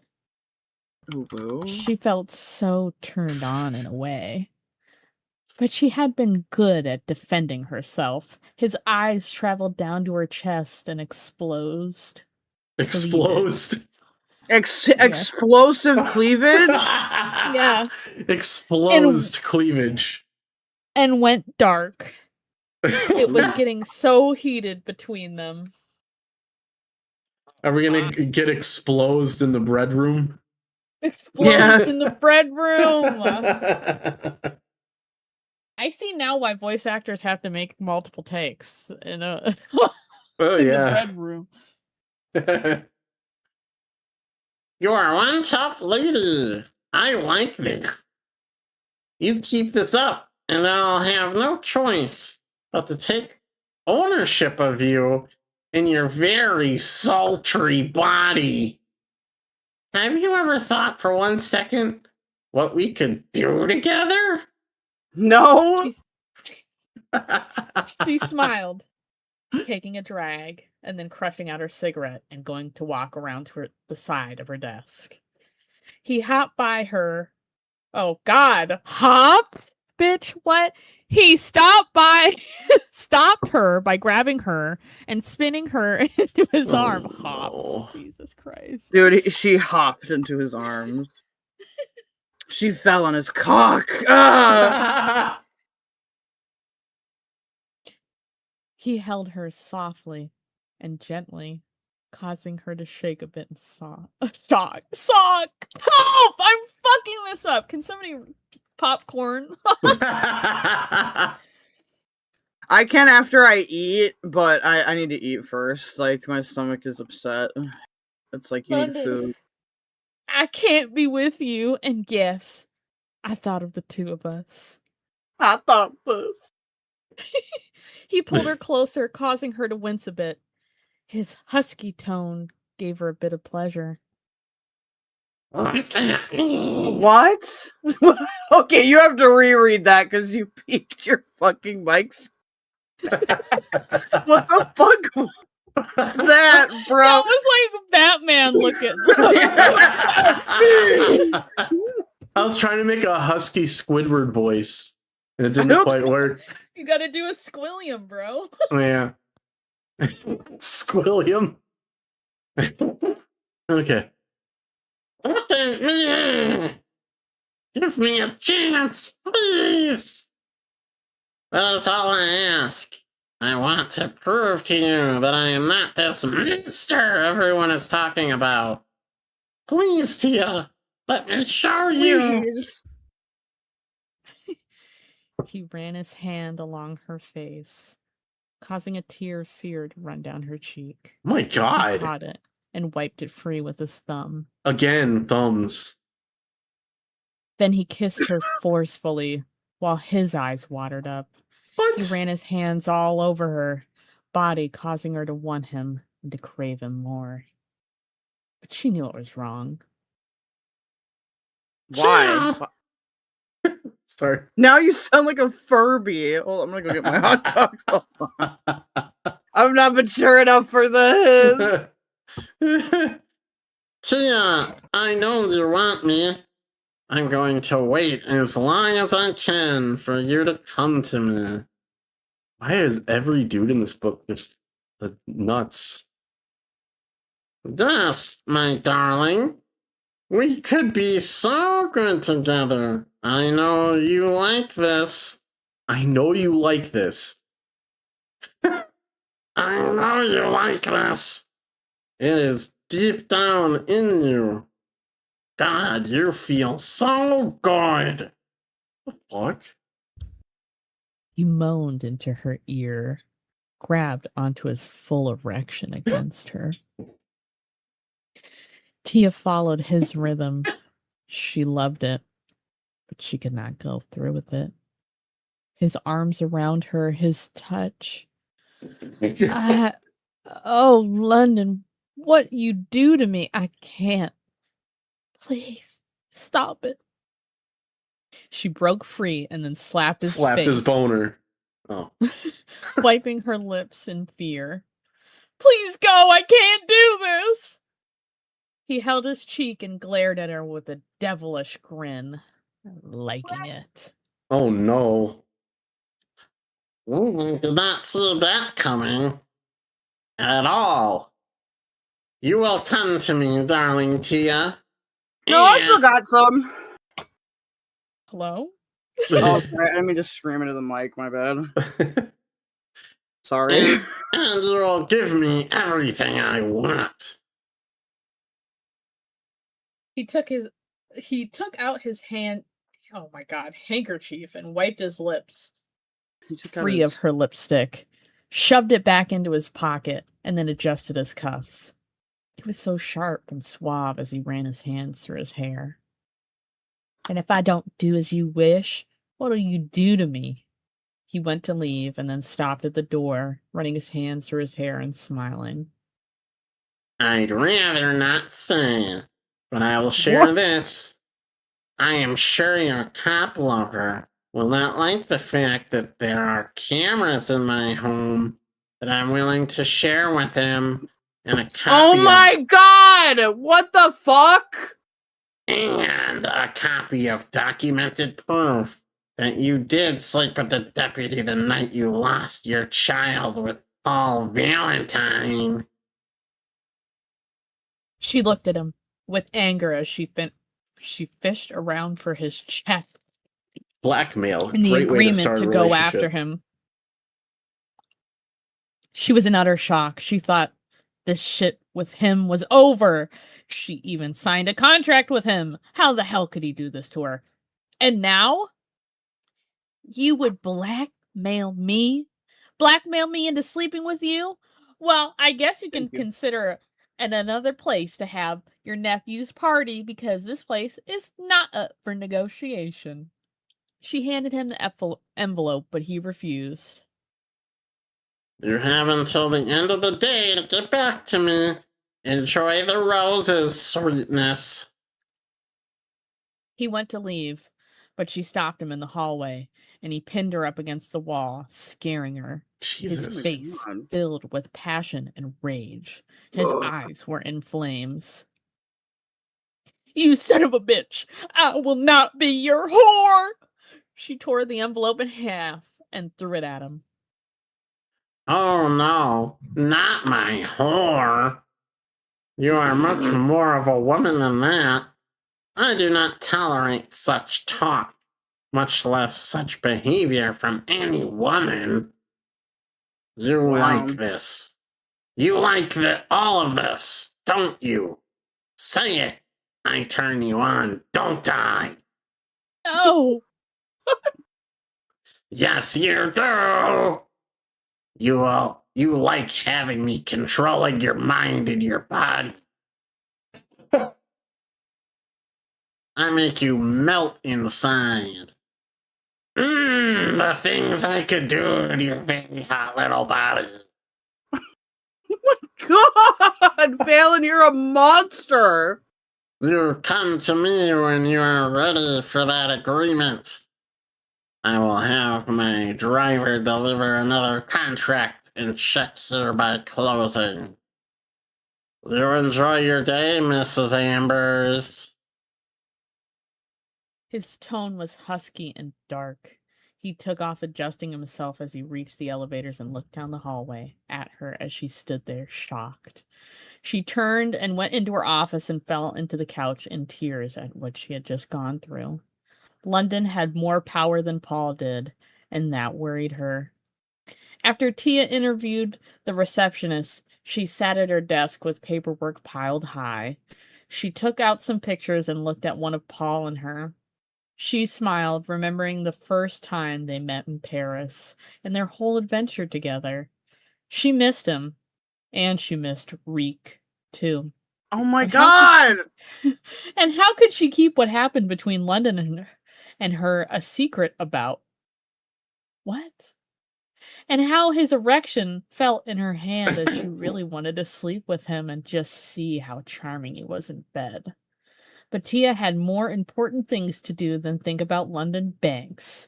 No one was ever going to find out that Reek and Tia slept with each other the day she was shot. And her new receptionist from the firm, Marianne, just found both joined the two of them in the ballroom to go over things. What the fuck? My god. Did I skip a page? No. Okay. No. Okay. That's really disjointed and random. Joy Baxter, the 29-year-old with long, dark brown hair, was from New York. Born and bred, she was so perfect for Tia. She knew her through her fame at Valentine's. She admired her. She was married and had lived down there with her husband Josh for about 2 years. Missy Rose, also 29, was Marianne's niece. Missy was a last resort and was for work. She was the same age as Joy, but single and had graduated from Old Miss with a degree in fashion buying. So, like, how much you want to bet that these characters come up again? Never. Dude, she's fucked so many random psychotic men. Like, it's like That's her fetish. Clearly, dude. I should have gone on that panel with Hussey the other day and been like, yeah, you call me a degenerate, but Fallon has fucking great books. Yeah. They're great books. Great fantasy books. Nick Bravo as the voice of London. Yes. It's not... This is basically my Nick Bravo impression for London. I made a cartoon of Nick Bravo some time ago. I'll have to repost that. Bring it back. Yeah. So it was working out well for Tia and Marianne. While they were going over plans for the grand opening, the phone at the bar rang. The bartender came over and handed it to Tia. Excuse me, ladies. Mr. Valentine is on the line. Should I take a message? Tia rose from her chair and walked away, taking the phone, curious as to why Paul was calling her. She stood far away from the girls so no one could hear them. No, thank you. I'll be right back. Why don't you just go over what is in the blue folder for the party while I take this? Hello, Paul? She answered. Hello, Tia. I'm calling you to talk to you about something you need to hear. She looked over her shoulders at the girls and turned to the then around at the staff who were God damn it, Cat. Were working in the room. Butters. Okay, she just knocked down my fucking second monitor. Hold on. That's why I screamed. I'm sorry. It's okay. Butters, dude, if I'm not there, Butters always be misbehaving. Butters was misbehaving when you were here too, so. Well, I felt like it was less disruptive, except for when she spilled hot coffee all over me. That was not less disruptive. My computer was done for, dude. It was so scary. I remember you talking about that. She looked over her shoulders at the girls and then around at the staff who were working the room to make it alive. Yeah, sure. What is it? I am fully aware of you're doing business with London banks. I want you to end it now. His tone was blunt. What are you talking about? The agreement you and he have. I want you to stay away from him. He is very dangerous. And I know him on the business level. And he is very good at what he does. And he is very persuasive in getting whatever it is he wants. Tia, stay far away from him. She fell into shock, fearing London had told Paul. Paul, you call me out of nowhere and tell me this. Why? To shake me up? She pretended. No, Tia. I called to tell you the truth. And I will always love you. And I want what's best for you. But you need to listen to me about this. Does Reek know? No, but how do you? Just do it. Stay away from him. If you cross him wrong, you can say goodbye to Scarlet's. I have to go. Paul? Oh, he cut her off. Paul? Yes? She went fishing for words. She was in pure shock over his call. Thank you for telling me. She was sincere and knew London was dangerous to her. He had proved that by blackmailing her. Is this me? I think. Goodbye and good luck on. Who is this? I don't know who's speaking. Hello, Aaron Tomasa. I think it's me. This is Fallon Studio Stoop's crazy great book. Goodbye. Welcome. And good luck on Friday and happy 1 year, my love. I will call you on Friday. The line went dead. Her heart raced with fear, and her eyes watered up. He mentioned last year, and that brought the tears on. But she swallowed deeply and went to the bar and sat her phone down. Then she grabbed some glasses and told the bartender to pour her and the girls some drinks. She took hers and downed it and then went over to finish up the meeting. She was on edge, and the sooner Friday came, the better she would be. But there was still that deadline she would have to deal with later. Viola was tending to the kids and dinner while Tia went to take a long bath, relax, and think about what she was going to do. She played Paul's voiceover in her head. Then London's visit that day, and the night he kissed her. She had feelings inside, but not on these terms. She had no choice. He was too powerful, and she had to give him what he wanted if she wanted to keep her company, or she would have to come up with something they both agreed with. When she dried off and did her hair, her cell phone beeped because she had a new voicemail. It was London. He requested to meet him at his house at 10 o'clock. She deleted the message, then tossed on her velvet running suit and headed downstairs to have dinner, and then tucked the kids into the bed. She would change and get ready to deal with him later. She made sure to arrive at London's house dressed in a black silk top, miniskirt, and heels by 10 p.m. This had been short and sweet. She decided to give him the check and contract back. She wanted to tease him with the ways she was dressed. She was not going to sleep with him. She was in full revenge mode. Okay, I gotta pause you guys here. Listen, there's no way she's not gonna sleep with him. Like, she's absolutely gonna fuck this guy. She's gonna fuck him, and someone's gonna die as a result. Like that's what's happened throughout the book. Is she like fucks somebody and then? Like, why is Rose Malay messaging me? Who the fuck is that? Who's that? Is that a character from this book? She's a lol cow. I don't know. I'm gonna should I just fucking block her on site? I have to think about it. Do not talk to me, Rose Malay. Rose Malay? Get out of my man's inbox. Get out of here. I don't even know who you are. Get the fuck out of here. Get out of town. Should I just reply, what? Yeah. Reply with that chart. The chart that I sent. Which chart? The one that's like the chart with the shitting while and pissing. Coming. Shitting while... Yeah. Just reply with that and then block.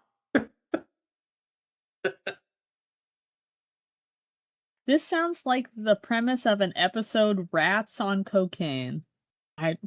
What show? What? That's what some Aaron Massa said in chat. An episode of Rats on Cocaine. You were at. Oh my god, she's doing cocaine. Wait a minute. Whoa. Okay, he read ahead. See, don't read ahead, folks. Don't read ahead. She even resorted to doing some lines of coke. I can't fucking read. She even resorted to doing some lines of cocaine before she left. She sneaked out of the house, leaving Viola a note in the kitchen. Tia pulled up to the gates of London's estate. She drove her car up to the large Gothic estate. She got out, poised, and in control. She felt numb inside and did not want to feel any part of him. Not even his boner. But she had no choice but to stop and think of his blackmailing by giving him his money and agreement. And she did not care. She wanted nothing to do with him. Mr. Banks is waiting for you in the lounge. May I take your coat? She took off her coat and held it out as she followed the butler all the way down the hall to the darkly lit lounge. No, thank you. I plan on not staying for too long. She stopped as entered the cozy dark room that glared with roaring fire in the fireplace. London stood tall and proud, dressed in a long black silk robe, drinking his brandy by the desk. He smiled as she walked in. And he said, Who's this? Is I think this is the. Oh, this is the butler, Mrs. Ambers, Master Banks. Thank you, Tia. I'm glad you decided to come. Would you like a drink? He walked over to shut the doors and then back past her as she set her purse down on the top of her coat. Sure, whatever you're having. She looked nervously around at the antiques. I'll drink something from this guy. In a dark, gloomy room. It was very deep and a oh my god, is she messaging me because we're talking about a great book? I hate her. I hate you, Rose Malay. Fuck you. Get out of here. I'm sorry. Wow, that's really the motivation? I mean, she's argued. She's like made pro grape arguments before. Like, I don't know why. What the fuck? Weird. Anyway, it was very deep, and a scent of seduction filled the room. Why not something of your choosing? I have top shelf stock and everything you wish. He went to pour her some vodka upon her arrival. Sheesh! The bastard knew her drink of choice. Vodka's fine. I just wanted to give this back. I'm afraid I cannot sign, she said, taking the glass from him and downing it to his surprise. She set the glass down on the side table and then sat down on the couch and crossed. Oh, and then he sat down on the couch and he crossed his legs. And why is that? He took the agreement and looked down at her in confusion. Because I am not for sale. And if I need to hire an attorney, I will. He looked at her with darkness in his eyes. She watched him take a sip from his glass and then set it down to go closer to her. He ran his hand along her face. She stood, poised and in control, again, not knowing what he was going to do. I do apologize if I'm scaring you. I wanted this to be mutual. I see, I frighten you. He tilted his head, looking over how she was dressed.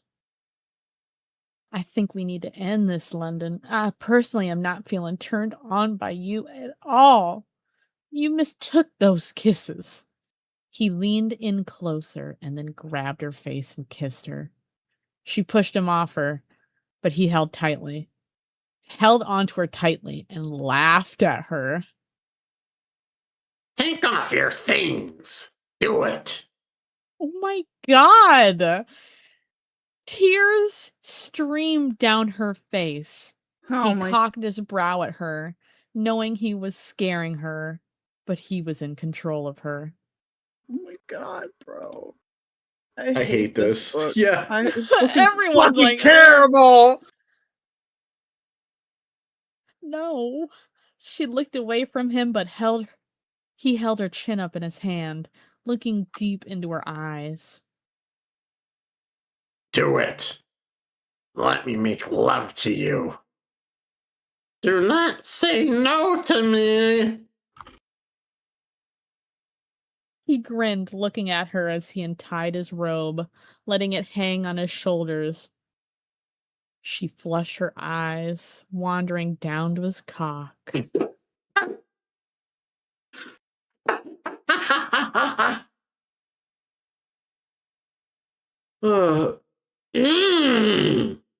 You feel incredible and taste sweet. No! He kissed her lips, moaning as he held her face in his hand and then ran his hand up her thigh. Pleased to feel her stockings, he ran his hand up and down, causing Tia to close her eyes as he made way to her chest to undo her top. When a knock sounded at the door, she panicked and backed away. Yes? The sheriff is here. Tia went to grab her things and leave. Perfect timing. All right, very well. Please have Mrs. Ambers sent around front for me. Thank you. Excuse me. Have them wait in the foyer. I'll greet them in a few. Oh. I can see my way out. Is something wrong?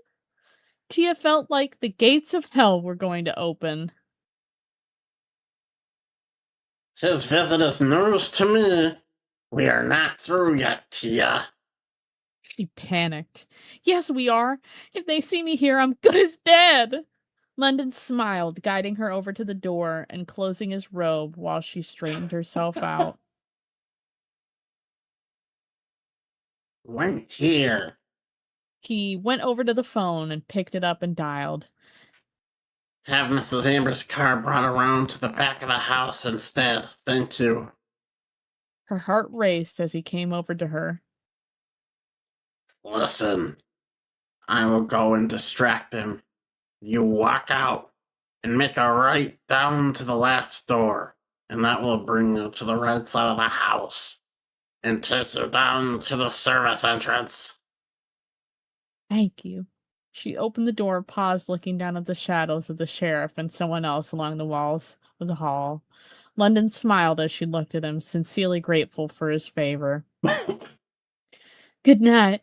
She walked quickly down the hall and to the right and to the last door that led to the back of the house. She looked around the large arches of green bushes that sparkled in the moonlight.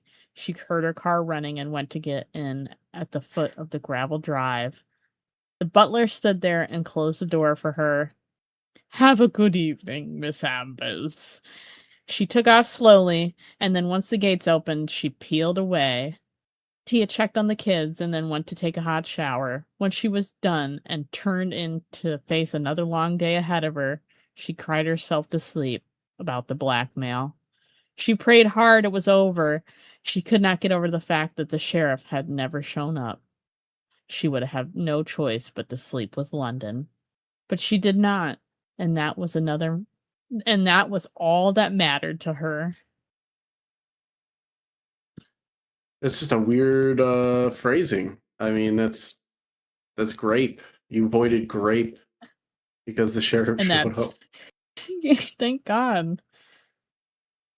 Once Tia made her way home and helped the kids with homework, she went in the lounge, finishing up her big day. She had to file... Oh my God, Jesus. She had one file to work on, and that was the payroll. She would be done in a matter of minutes when she was so excited she could not wait for the day to launch. It does not take you a matter of minutes to do fucking payroll. That is like dedicated office time. Fuck you, Fallon. You don't know anything about businesses. You don't know anything about anything, Fallon.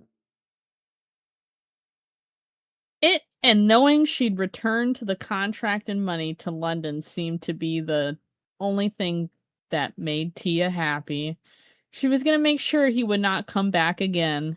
Deep inside, she knew that she would have to face him again, but she knew that she knew that she would have to face him again, but she would have to make sure she had more power. There was no way she could help. What the fuck? I am getting so lost. There was no way she could sleep with him. She'd proven that to herself when she walked away, and by the grace of God when the sheriff arrived. Then the day of the launch was there. Tia did not know if she could pull it off. Her schedule was booked solid until 5 p.m., when she had an appointment with her hair, makeup, and nail artist. Then she had to go pick up her gown and be ready at 7 o'clock to meet and greet her guests at 8. The only person she wanted to the one person she wanted to be there was not going. Reek had made it clear that the last night he wanted nothing to do with her. Tia briefed Marianne on what was going on, and she was shocked, but it was on Tia's side 100%. Between the constant rushing around, signing paperwork, handing out the checks, and going over tables and setting and everything, Tia felt like she was going to faint. It was just too much to handle. Toward lunchtime, Tia and Marianne sat down in Tia's office, waiting for Joy to bring back their food from takeout at the Window Cafe. They propped their feet up, looking over the night ahead of them. Man, this is the last time I'm gonna work doubles. I'm gonna go over to the spa in Jackson. Why don't you come with me for the weekend and get pampered and get rid of some of that tension from Reek leaving you in London? Marianne took a swig of her coffee, then exchanged a folder with Tia. They did that so they both could double-check their work. I promised to take the kids up to New York. Maybe when we get back, we could do a girls' weekend. You need a break, girl. A big one. I like this voice for Marianne. You've been through hell and back so many times. Marianne got up and went to hug Tia. Thank you. You know, the first thing I'm going to do is give you a raise. They both laughed. Joy came knocking and walked through the door with their lunches and set them down on the meeting table. She wiped her brow, looked over the labeled sandwiches, handing them out, and then took her coffee and left the room in a hurry. I deserve it. It's about time. Where's Missy? She was supposed to bring me the catering menu for tonight. I have to get it over by the printers by 1. Hold on. Chat, press 7. I just want to make sure it's not broken. Continue. Missy is upstairs talking to the chef. Missy is upstairs talking to the chef. She already took it to the printers. She said the chef reviewed it and gave the okay. Eat, ladies. I am done with the menus. Tia, Mr. Banks is waiting for you outside. Are you available to talk to him or not? No, I'm very busy. Please tell him, please. She smiled, walking off for once. Tia felt in control. The ladies continued with their day. Once Marianne and Tia finished lunch and checked the ballroom that sparkled like a palace, they went to pick up their gowns and get groomed. Tia was going home to dress and check in on the kids afterwards. When she was leaving the beauty salon, she saw Reek leaning up against her car. Oh shit, Reek's back. Marianne was already done and headed home. Tia was alone. A chill came over her as she went down to him. I thought you were in Atlanta. Are you giving me a ticket? If not, can you please leave? He stepped closer, taking his shades off, and looked her dead in the eyes. She was getting nervous as he looked over her, liking what he saw. What was his voice? I can't even remember. It was like gruff, like a gruff, stupid guy voice. No, I should though, because the reader is about 30 minutes up already. You look pretty, and I just wanted to see you to talk to you.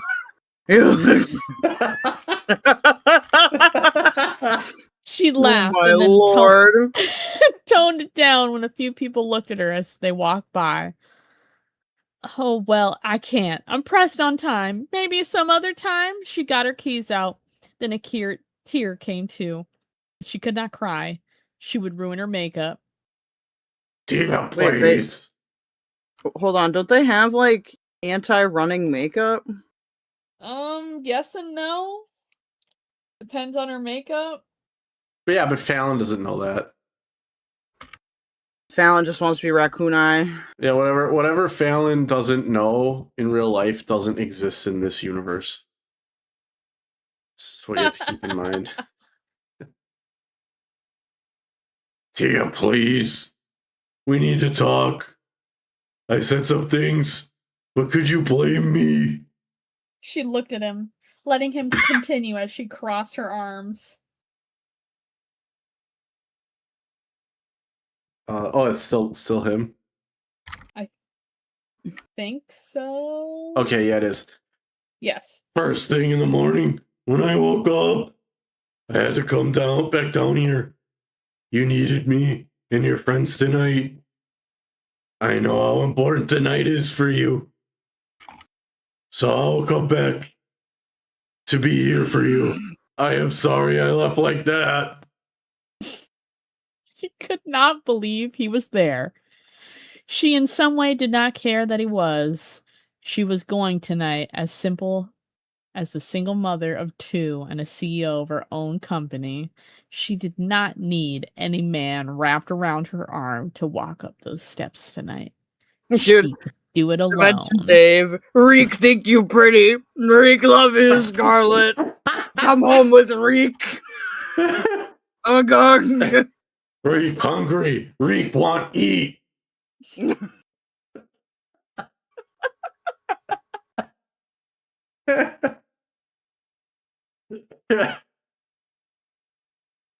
Thank you, but I understood that you needed time to heal, and still do, Reek. But you just showed me why being friends is important. Thank you. And you did not have to come back because of me. She went into her car, but he slammed the door shut, getting her attention. Are you doing business with banks? She lifted up her shades and looked at him. No. Is that what this is all about? Then you need to know that I'm declining doing business with him. I must go. I guess I'll see you tonight. Reek went to walk away, hesitant and wanting to kiss her, but he saw how much he hurt her and how much he needed to just move on. Goodbye. She got into her car and took off crying, seeing him and his nerves about tonight. Oh, Paul, I wish you were here. I miss you so much, she thought as she made her way home. The kids and Tia were exchanging gifts when Tia's phone rang. It was Paul. She would call him back.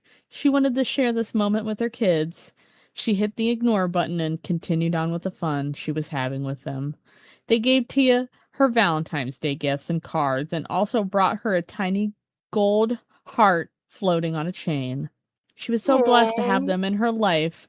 She was going downhill slowly. While she was going downhill slowly, she made sure she was in high spirits for that night. Her parents were going to be there and staying in town because she was having the rooms and the house redone. The entire They were house? fine with that. And they were going to fly back to New York together on Saturday or Sunday.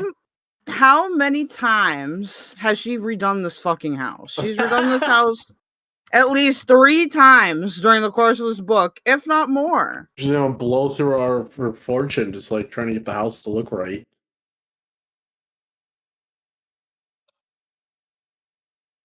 Tia looked herself over in the mirror. She looked out of this world in the dark red strapless gown that had a small train attached to it. I'll be right back. Okay. It was a cover in the rhinestones and pushed her chest up to the point she could not breathe. She wore a corset and stocking set underneath, and her diamond chandelier earrings, long red gloves, and a diamond cuff bracelet. She sparkled. She wore a smoky-eyed look with the deep red lipstick and her new necklace that the kids had given her.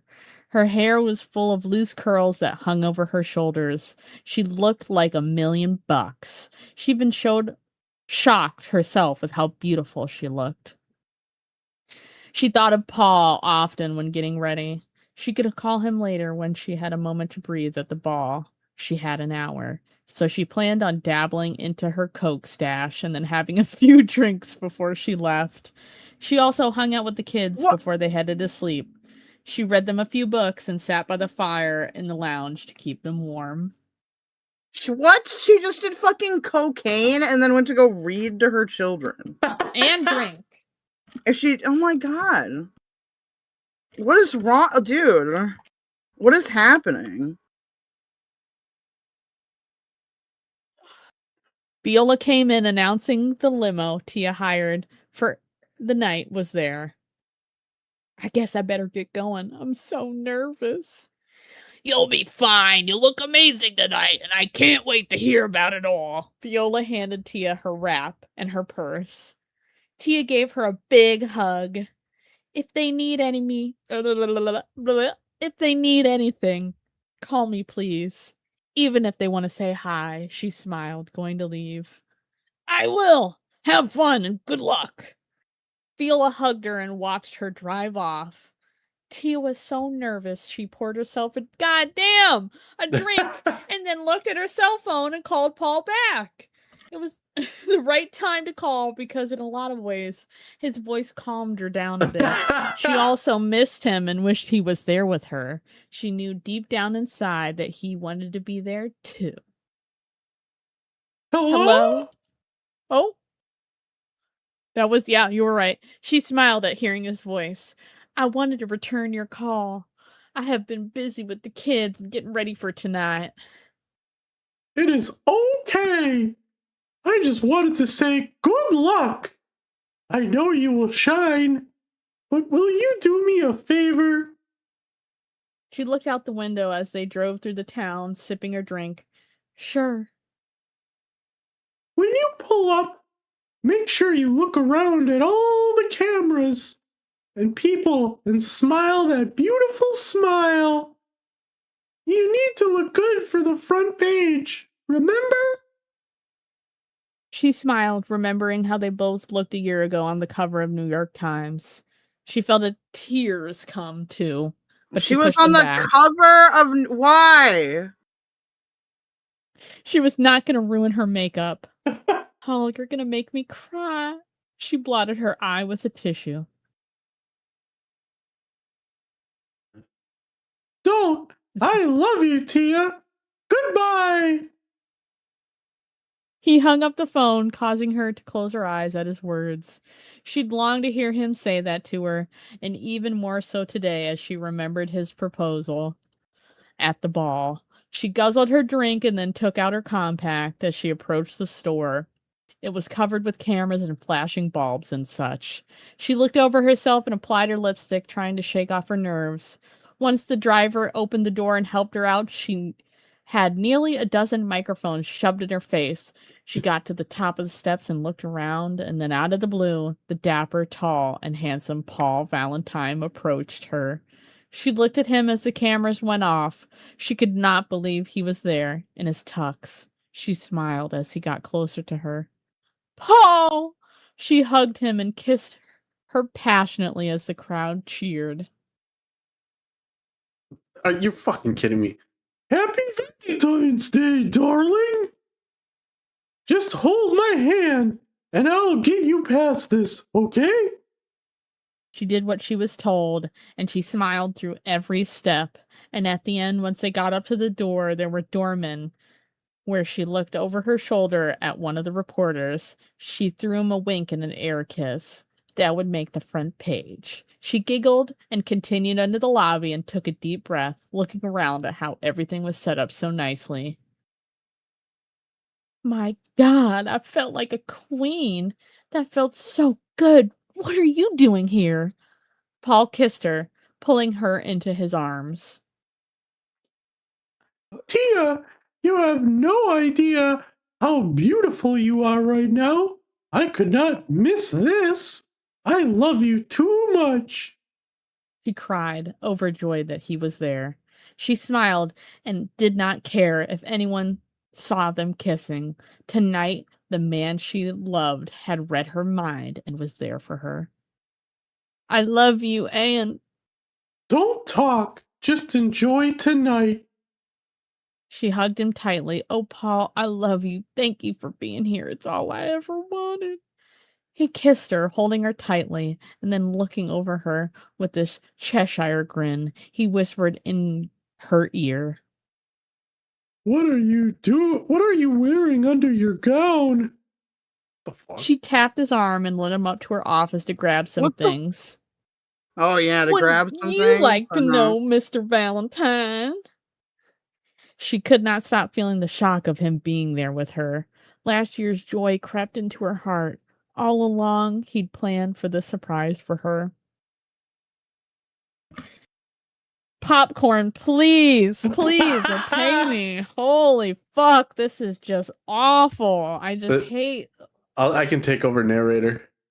Okay. I'm gonna make some... Or no, Caldos, you can do it since you haven't... Hold on, I gotta... For Caldos. Yeah, I have to exit my golf game too. Where? Yep, Okay. stop playing your own games. Time to work. Damn it! Why are you so mean? I'm just kidding. You're not mean to me. Okay, I need you to share it because I don't have it. Oh, yeah. Yeah. Give me 1 second. You just gotta share it on 780 because on 480 it won't show. Yeah. Let's see. Ooh, Are we at the top of the page? Where are we? Yeah, it's at 720p. Is that good? I left off at Tia gave a speech to her investors. Yeah, right at the top of the page, yeah. Tia gave a speech to her investors, danced with Paul, and ate dinner with her family and friends. She showed off her new launch. People were so proud of her. The night was going smoothly until she spotted Reek, who was dressed in his deputy's outfit and standing by the entrance. She wandered over there as Paul told her he was going to use the men's room. I don't know who's saying this. Her? Good evening. Thank you for being here. He looked around in full cop mode with his hands on his hips. Okay, that's you. You're welcome. It looks like everything is running smoothly. You look really beautiful, Tia. And I knew you would pull this all off. She smiled, sipping on her cocktail and looking around. Thank you. I take it you've already seen Paul. He looked at her, shaking his head. Yes. I sure did. And what can I do about it? Nothing, right? She took his hand. You're right. But what you can do is forgive me for treating you badly when you were in mourning. I'm sorry, Reek. Don't apologize. Go and have fun. I must continue on like this, or Roy is going to come over and replace me in my duties. Go on. Oh my God, his boss is going to kick his... She smiled at him and squeezed his hand. Thank you, Reek. I will see you around. She walked away and went on greeting her guests. Tia and Paul made out in the limo on the way home, and when they pulled up to the house, they waited for the driver to open the door. Oh, will you spend the night with me? She asked, running her hand up and down his thigh. He smiled and kissed her. I was hoping you would ask me to. Besides, I want to see DJ and Rose. I miss them so much. And what about me? Did you miss me too? Paul looked her over, running his hand along her face. A lot of face touching in this. Of course, I did. I am proud of you turning down London Banks's business proposal, and I did see how much pride you took in building all of tonight by yourself. She smiled at him. Paul, I love you. I always have.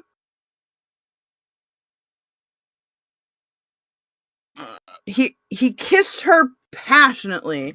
He tipped her driver for her, and then they walked up to the house and went inside. Tia took off her heels, placed her wrap and purse down on the table by the door, and then led him up to see the children. She looked at him as he went to tuck them both in and smiled with tears in his eyes. He whispered for her to wait in her room for him. She kissed her babies good night and then left him to sit with them. He really had missed both them and her. She was so happy he was there for the launch. Tia went into her bedroom, stripped out of her gown, and stood in her corset in front of the mirror. She took off the stockings and then brushed out her hair. She looked over her body shyly, but felt so good Paul was there. She wanted to make love to him so badly. She got up, put on some soft music, lit some candles, and waited for him to come in. She got in bed and smoked a cigarette. When Paul came in, she sat in the middle of the bed and smiled at him. He smiled back, shutting the door, taking off his jacket, and resting it on the chair. Then he sat down on the edge of the bed and took off his shoes and socks. You don't have to fucking tell me that I get it. They're taking off their clothes. Very good. Tia got up and stood in front of him, undoing his shirt as she kissed him all over. Thank you for letting me see them. They really like it here. She stopped the last button. Yes, but I know they miss New York and you. I was planning on flying back tomorrow night and staying at my mom's house. I'm taking the kids away for a few weeks. He looked up at her and then over what she was wearing. He liked it a lot, judging from his smile. Tia?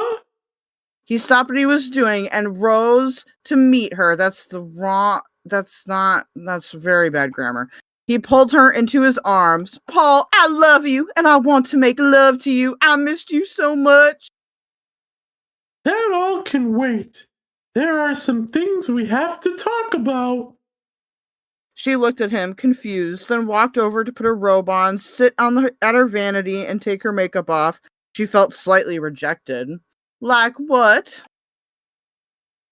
He took off his shirt and set it aside, then got up to go and kneel by her side. He kissed her shoulder and then looked at her as she took off her makeup.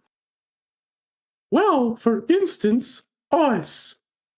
I do not think now is the right time to sleep with each other. I came back to be there for you because I am the person who should have been there with you tonight. We still have so much to talk about and fix. And yet you take this all as me rejecting you, right? Yes, I do. Why shouldn't I? You made it seem so... As if I love you and I want you back, but I am taking it slow? That is what is best for us, Tia. He'd cut her off. Now it was her turn. Paul, I need you. I needed you when we were in Disney and when I was home. I was trying to prove to you that I knew I failed in telling you about the baby and that... He stood up, frustrated. Oh, God, Tia. Do not talk about our baby. How I want it back. I want you back, damn it. He pulled her up, looking her over as he took her into his arms and kissed her. Paul! Oh, yes, Paul! She kissed him, and then he stopped, looked over her, and pulled her into his arms tightly, causing her chest to rise out of her corset. With one thrust, he undid her... Wait! With one thrust? Like he took his cock and what?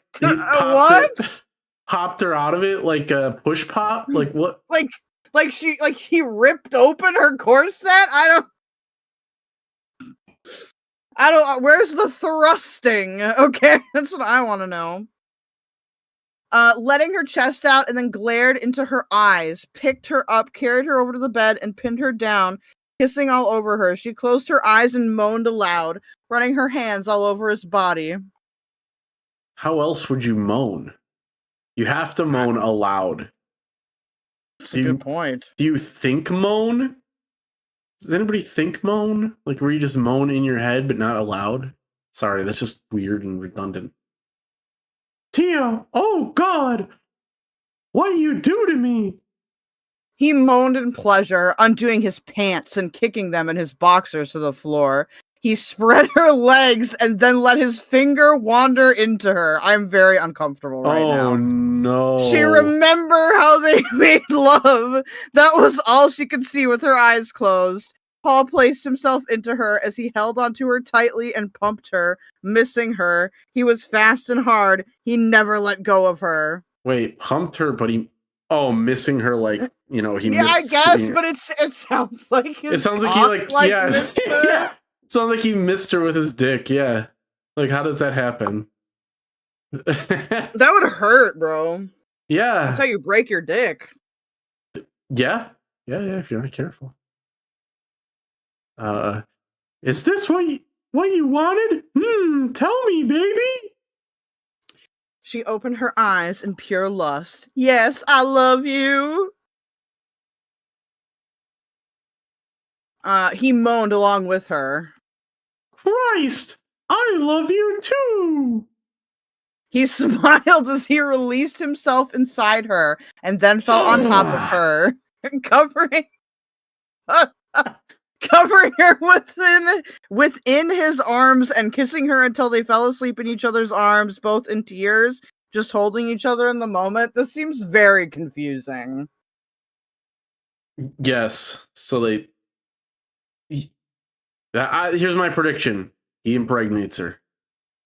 Again? Probably. Yes. What if the baby dies again? You think we'll just get a repeat? Yes. We'll get a repeat of the beginning of the book. She fucks Reek again and someone shoots her again. It's the cycle. Dude, it's just their cycle, I guess. The next morning, Tia woke up to Paul caressing the side of her face. He was leaning on an elbow, looking her over and smiling. She smiled and turned to face him, remembering the night before. She bit her bottom lip and then kissing him. She bit her bottom lip and then kissing him. Yes. Great grammar there. Good morning. He kissed her back. Good morning yourself. You still look so angelic. Oh, that's you. We got it mixed up. Oh, oops. Yep. Good morning yourself. You still look so angelic when you sleep. She smiled, covering herself and sitting up along with him. Maybe that's because the man I love showed up to surprise me and made hot love to me last night. He pulled her to rest against his chest and kissed her forehead, giggling with her. Well, I could not resist you, my love. I do love you, and I missed you so much. And I want us to go back to New York as a couple with the kids, Tia. I cannot lose you, and everything we have been through together made me realize that we are meant to be. I could not help but get jealous over your aunt's will. Now I understand why you needed to do things the way you did with the company. Really? You were jealous about the aunt's will? That's what you're going to say right now? I was jealous of the millions of dollars. What do you mean? He's just jealous. He's just jealous. Isn't he also some fucking rich socialite bullshit person? Oh my god.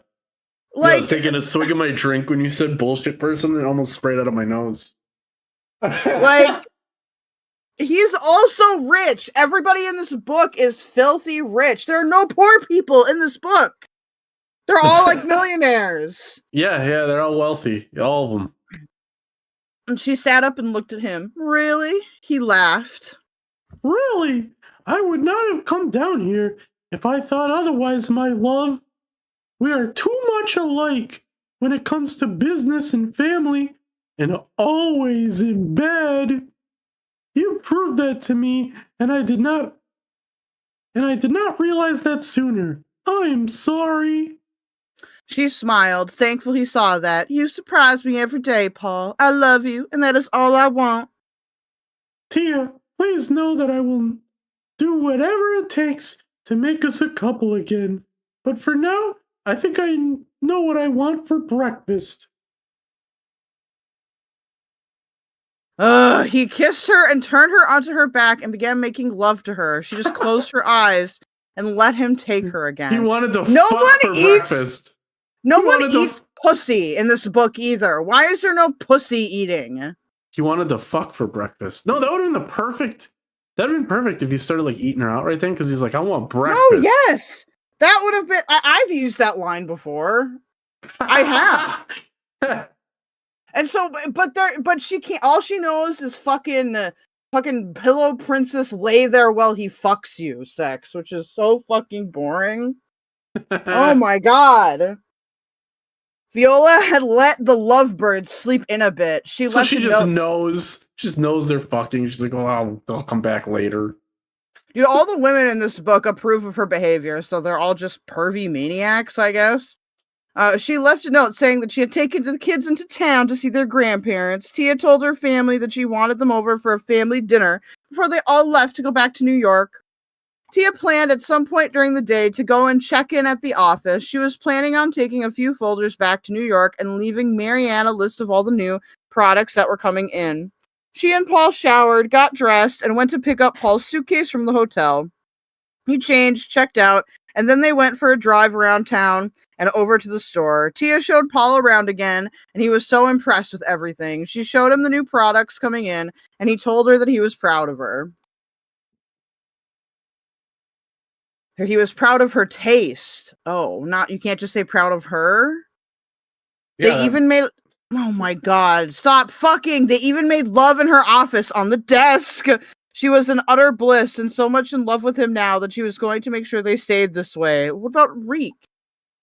Why are you being so shitty to Reek? They shared one of the leftover bottles of champagne from the party. Yes, let us drink in the morning on a weekend in your office. She had a few cases left over, so she took a case back to the ranch for her dinner party. She wanted everyone to fly home with their bellies full of some good old home-style country cooking. Ass to peak literature, ass to mouth. Viola and Tia were in the kitchen watching Paul and her dad and mom play with the kids down by the stables. There's too many ands in that. They were enjoying corralling the horses. Tia felt right and happy about everything for once. I think, is this her? I think so, yeah. V, did Lou ever tell you about that time we were down by the tracks picking flowers with Marie, and me and Marie could have sworn she saw Granddaddy waving at us all the way down the track? She smiled as she placed the finished pie in the oven and then went to start breading the cutlets. That's you, I think. No, was it? No, Is no. it? Or no, this is Viola. This is Viola, my bad. Yeah, it was right there when she saw that because her granddaddy used to work on the rails all over when he was a teenager. Your auntie would tell stories of the New York rails. Now, all those miles away was this house she always dreamed of. Now it is your home, Tia. I'm so proud you own this house. So is she. I know she is smiling at you. Yeehaw! I like how Tia... you give her a southern accent and Brittany gives her a New York accent. I don't know where she's from. I can't remember half these characters, even though they're all nothing book. characters, yeah. And Tia laughed, smiling, and then noticed a car pulling up to the house. It was London Bank's limo. She panicked as she looked over at Paul. He stopped what he was doing and left Barry and Rita with their grandkids as he walked up to the house. I better go see what that is all about. What the hell does he want? She left the kitchen, wiping her hands as she went to the porch. I know that man and what he is capable of doing. You best be careful, Viola said. Tia had no fear when it came to that swine as she stood at the front of the steps and waited for his driver to come out holding a letter-sized envelope. He was alone, and she was curious to see what was in the envelope because she wanted nothing to do with London Banks. I don't know. Mrs. Ambers? She walked down a step as Paul stood next to her, concerned. Yes, hello, how can I help you? She spoke with shivers running down her spine. Oh, this is, who's this? This is like one of London Bank's like servants or whatever, I think. Mr. Banks requested I hand deliver this to you. She took the envelope from him, and he waited for her to respond as she looked at the envelope sealed with only a red stamp. She did not want to open it. Thank you. I guess that will be all then. He smiled, tipped his hat, and then returned to his car. She looked at Paul, who raised an eyebrow at her.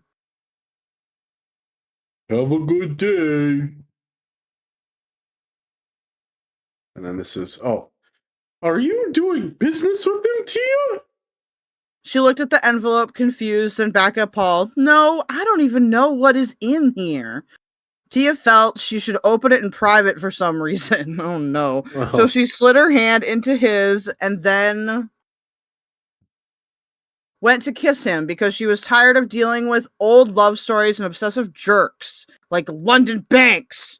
Paul was back in her life, this time for good, so she wanted to forget about the past and move on. I believe you. I just don't want to see you get hurt again. And he is the right person to do that. He kissed her and pulled her into his arms. With you in my life, Paul, no one will ever hurt me, or you again, whom you really need to stop kissing me. He laughed at her. Why? Because I'm liable to want to sneak up to my room with you. He kissed her passionately, squeezed her ass tightly, and then whispered in her ear. Let's save that for later. I have a little idea of where and what I want to do with you, and I know you won't be disappointed. They laughed through each kiss, and then Viola called out to her, Tia, the soup is ready! I'm just gonna give Viola a different fucking accent every time. I don't give a fuck. Viola definitely on meth. Agent Cody Banks. Dude, that's a good thing to point out. Agent Cody Banks. Oh no. Okay, turn off the burner. I'll be right there. And you, I can't wait to make love to you again later. Paul smiled at her coyly, then went to go back down to the barn. He spanked her ass, playing around. You watch out! I love you! She watched him walk as she went back inside the house, holding the envelope tightly. I love you too. Now what the hell is this? Tia went into her den and shut the door, and then lighting up a cigarette at her desk, she sat down to open it up. She pulled out 2 pictures of her and Reek the day they'd had sex, and by the looks on their faces, they were experiencing total sexual pleasure. Pause. Wait, what the fuck? So he recorded her and Reek fucking too? What? How? What is this fucked up shit? How would that even happen? Because it was before his dealings. Yeah. Like, how would he know? He's just like this perma villain that has like little cameras everywhere. Yeah, does he have cameras like all over the fucking like town? Is he like stalking every woman in town? I think that's what's implied. Because everyone's like, don't fuck with that guy. Dude, this is like reaching some weird level of like horror with that. Like some like dystopian, like, this town is perfect, but you all have to let me see you fuck people. He's Big Brother. Tia remembered how he had felt inside her and his moans of delight as he pumped into her. She got up and paced the room and then went over to lock the door. She ran back over to a desk to look at the photos again, and then tears came too as she searched for a note of some kind. She sat back down in her chair and placed the pictures back into the envelope, then shoved it in her laptop bag.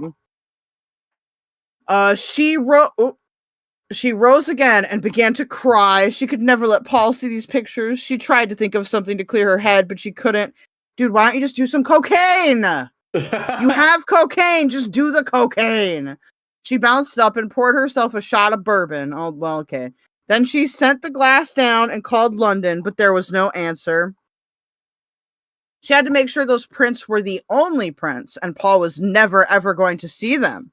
It's clearly not. Why would he send the only copy? Yeah. She called back and then left word with his service.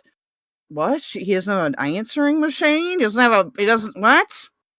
And continued with her day. She dried her tears and did one more shot before she checked on the soup. She thought about how to tell Paul what was in the envelope. Tia came up with it was another contact. Tia came up with it was another. Okay, there should be 2 it's there and a comma, Fallon. Wow. She hated to lie to him after all they'd been through, but he could never see those pictures. Ugh, man. This is so bonkers and dumb. Preemptive sex tape blackmail? Yep, that's true, Dave Bucky. It's very true. Yeah, that's what's happening here. You're exactly right. He anticipated that he was gonna have dealings with her, and so I was like, I bet she's gonna fuck that guy. I'll follow them around. I'll be a freaking weirdo. Welcome to my lair. You gotta turn the page. Unless I can.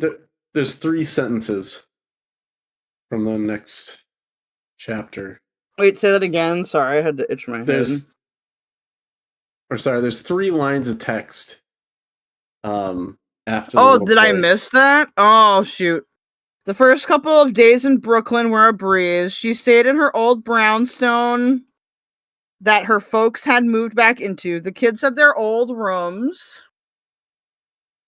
And so did Tia. Her parents had kept everything the same and just added their stuff. It felt like home again.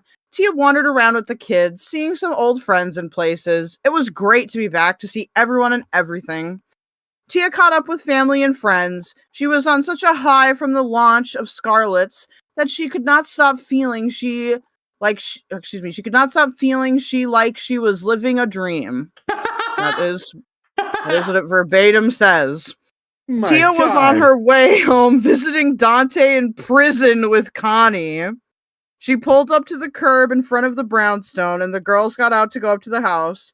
Paul pulled up to the curb behind her car and got out, stopping her. He was furious as he held up an envelope with a shiny red stamp, like the one she'd received from London back in Shell. Her heart raced a mile a minute. She looked at him as he stood there and glared at her through his shades. Let's see, who's this talking? This is Paul. London. Oh, Paul. Tia, we need to talk alone now. She knew he meant business. So she looked at Connie and felt bad pushing her away because they had so much to chat over about the visit. Con, I'm sorry. Can we continue tomorrow? Connie smiled and hugged her goodbye and then went to hail a cab at the curb. No worries. I'll call you later. If you need me, call me. I love you. Tia kissed her and waited until she hopped into the car, motioning for Tia to call her the minute he leaves behind Paul's back. I love you too. Tia proceeded up the stoop with Paul following her. Oh, Fallon's studio stoop? Uh-oh. You lied to me. She waited for him to go into the house so she could shut the door. I did, and I'm sorry. But how would that have looked if I told you what was going on when our child died? I went to see him to tell him I loved you, and I could not carry on going back into the past with him. Paul, He walked away, cutting her off, and went into the parlor, poured himself a drink, and guzzled it, and slammed the glass down to get her attention. I don't want to hear it. You lied to me, and what I am supposed to do? Ignore these? He pulled out the pictures and showed them to her face. They were the same shots London had sent her. She cried, lowering her head in shame. Paul! Don't you say another word. Look at you. You loved it. Do you love him? She looked at him in shock. No, I did at one point, but not now. But not how. It should be now, but not how. But not how what? Tia, you lied to me for almost a year. It's been a year? The fuck? That you two have slept together. And lo and behold, I believed you. I believed your lie. I went down to Shell to get you back because I believed I was the only one. And you slept with Reek on the day our child died. I don't even know who I don't even know who are anymore. I love you. Dude, what is happening? Dude, the latter part of this book is like real bad grammar, spelling mistakes everywhere, dog. Oh, it's bad. I feel like I'm having a stroke. Ugh. I love you, and all you do is just keep running and hiding and lying. Just keep lying laughing and lying and lapping. Tia. Oh my god. No, you guys hit like. What happened to you? Hit like, subscribe, donate if you want to donate. Yeah, dude, how much are we done with this book? I only make $3 a month. Donate. Yeah, I only make $2 a week, okay? You have to donate. She cried harder at his words. I'm sorry I lied to you, but I knew if you found out about the baby that would destroy you, and it did. Why add more fuel to the fire? And I swear I don't know how he got those pictures, but I'm gonna find out.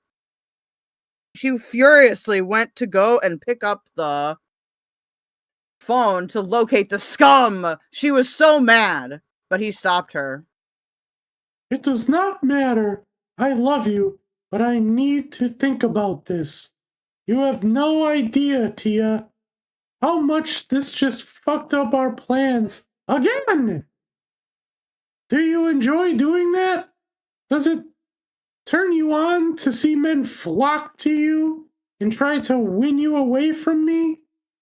Because if it does, then you are more of a whore for it. I don't think you even see that. Look at me! He pulled Tia closer as her mother entered the room, not knowing she was interrupting them. Tia looked at Paul and then at her mother. He let go of her harshly, glaring at her and making sure she thought about what he said. No, Paul, please. Paul went to leave, looking at her in haste and angry with the plain sight of her. I have a meeting. You think about what's said.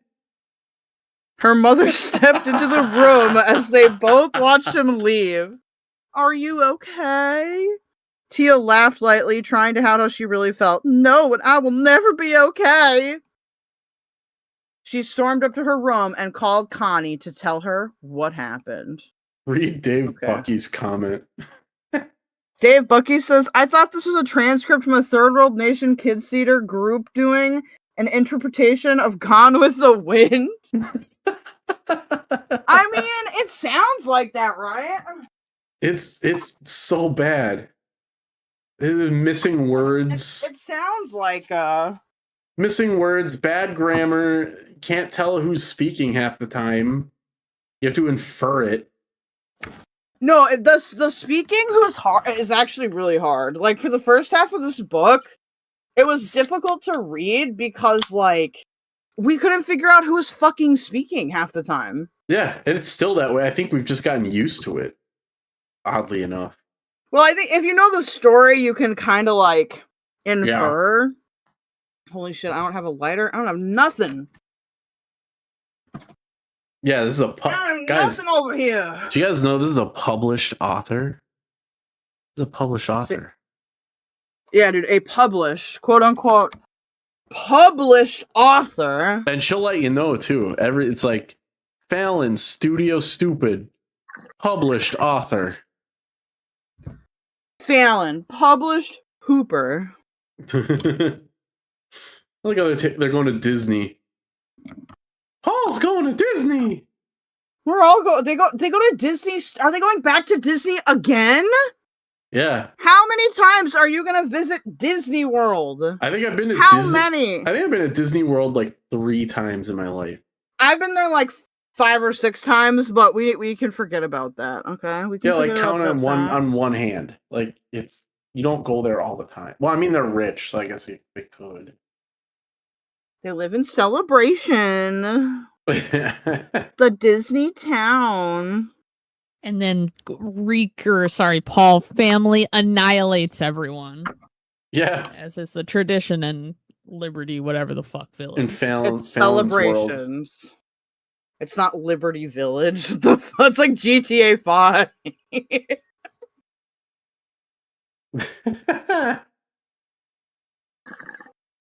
It's Fallon's World. It's Fallon's World.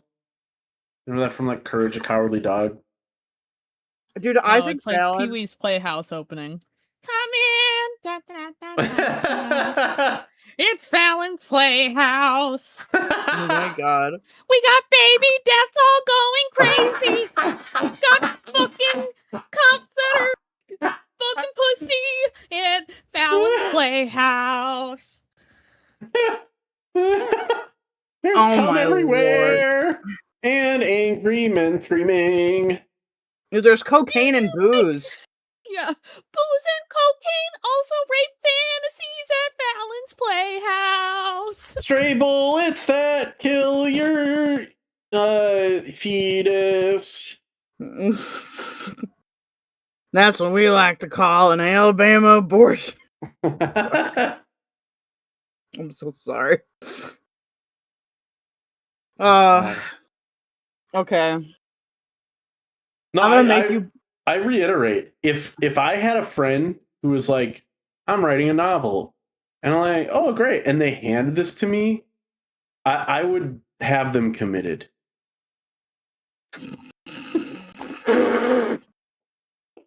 Fuck you. You're insane. Your smut is criminally insane. I'll have to take another swig before I start reading, or else I start coughing because it's just so funny. After a few weeks with the kids in Disney, Tia did not do anything. She just focused on the kids and having fun with them. Connie came along too, and they had some good, heartfelt girl time. Oh, it was just what Tia needed to take her mind off of Paul. Connie told her to just stay missing in action because right now it was the time for her to do some heavy thinking about her new company in her life. Tia took her words seriously and followed them all. They girls just spent mommy time with the kids to make sure they were occupied and happy. What the fuck sentence is that? that is verbatim the sentence. That is they girls wow. just spent mommy time with the kids to make sure they were occupied and happy. They had a great time bonding and catching up. It was duly needed for both. But Tia spent a couple days not feeling 100% well. Oh, she's pregnant again! She threw up a few times and got dizzy. Called it. I did not read ahead because this book sucks, so you can believe me. I called it. No, you did call it. That's true. She threw up a few times and got dizzy on one of the rides at the park with the kids, but she continued with the trip. It was good to go home. She was planning on taking it easy for a few days. When Tia got home, she had a message to see Paul right away. Her stomach got all knotted up when she ignored his call. She was home and just focused on taking care of the kids. She would call Paul when she was ready. She just needed one more day to get herself together. She felt like how she was getting a cold. Oh my god. Oh, dude. Did she just get a cold or is she pregnant? I don't know. Suspense. Connie came over to take care of Tia and to talk with her about what to do with Paul. She told Tia to just stay focused on Paul, and he would come around from where they left off because he really did love her. She also scolded her for lying to him, even in the beginning when she lost the baby.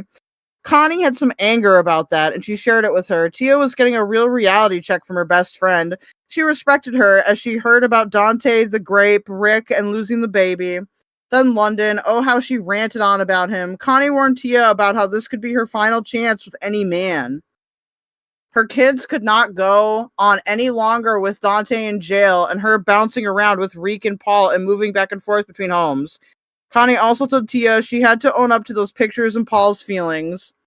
Connie left Tia with so much truth to think about, and she was right about everything she told her. When the evening came, she took a long hot bath and tucked the kids in.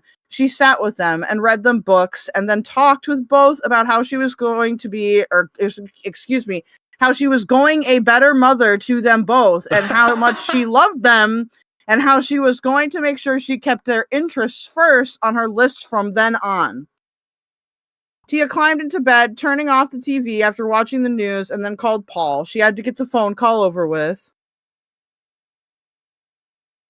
Oh. Paul. I wish you would have called me sooner. He spoke flatly. I'm sorry, I've been sick. He laughed at her. Are you sure you are not depressed and guilty over what you have done? Oh my god, what a fucking asshole. She, holy fuck. She rolled her eyes at his comment. Paul, you called me. Yes, I did. Perhaps I should apologize for my lack of behavior toward you. What is that lack of behavior? Yeah, what does that mean? Does that mean you're just doing nothing? Yeah, dude, my lack of... You're just standing in the corner like a mannequin, just like, oh, sorry for my lack of behavior. He just was robotic. Me? Yeah, right? He paused as she remembered why he spoke to her the way he did. He had that right. Paul... Sorry, I want to see you tomorrow night at my estate. There are some things we need to talk about. I will be expecting you for dinner. Everyone in this book wants to talk about things later, and then they just end up fucking.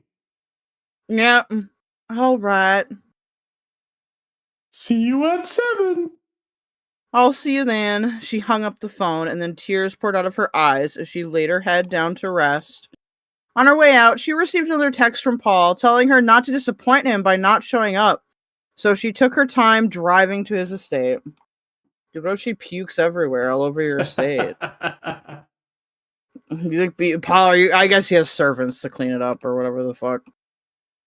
Once she arrived, she parked her car with staff and headed inside. He has a valet straightening out her black cocktail mini dress and boots.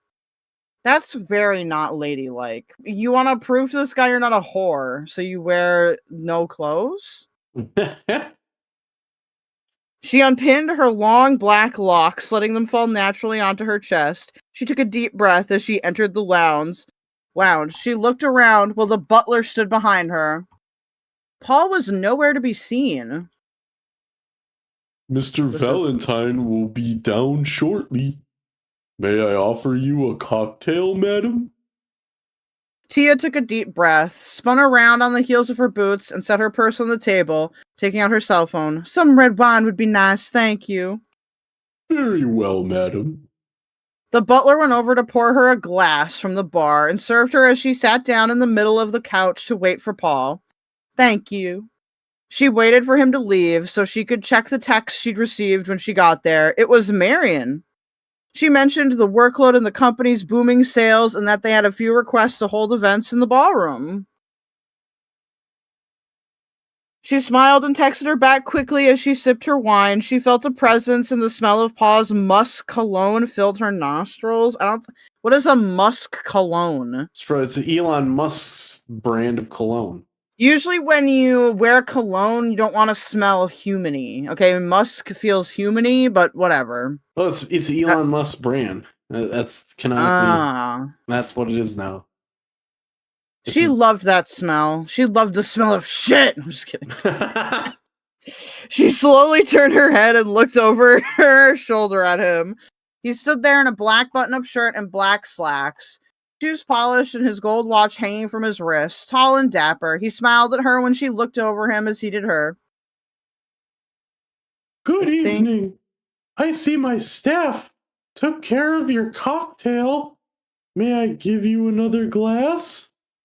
He smiled and walked over to the bar to pour himself a brandy. She rose from her seat and waited for him to come closer. No, thank you. I don't want the police to pull me over when I leave. He laughed at her response. You are still the riot, love. Well, what? Yeah, I don't know. You are still the riot, love. What? What does that mean? Is that like 1970? That sounds British to me. Like, you're a riot. Like, that sounds like British. But it's the riot, like with a definite article. Also, there's no space between the period and the first word of the next sentence. Right. Well, I was hoping you would stay for more than a couple minutes. You see, I have dinner waiting for us and thought perhaps we could catch up. Or do you want me to take you straight upstairs to fuck you? Even better, we can do it on the rug right here. This doesn't feel appropriate, Paul. She took a deep breath, hating the way he was making her feel, like some cheap whore. How dare he talk to her like that? They had been a couple once. You know it's never too late to dial 1-800-WHORE if you're horny. She set her glass down, smiling, and went to get her purse, but he stopped her, pulling her by her wrist firmly. I think this is you. Oh, is that me? Okay. Stop it. Since when did you get so ballsy? I'm sorry I spoke to you like that. Can you blame me? No, that was you. What? Because she freed herself and shook her head. Paul, I'm sorry. I don't know, because you're the one that said... Oh, okay. Huh. Weird. Alright. Stop it! Since when did you get so ballsy? I'm sorry I spoke to you like that. Can you blame me? She freed herself and shook her head. Paul, I'm sorry. I don't know what else to say to you. Her face fell in shame. He guided her back to the couch and handed her the glass.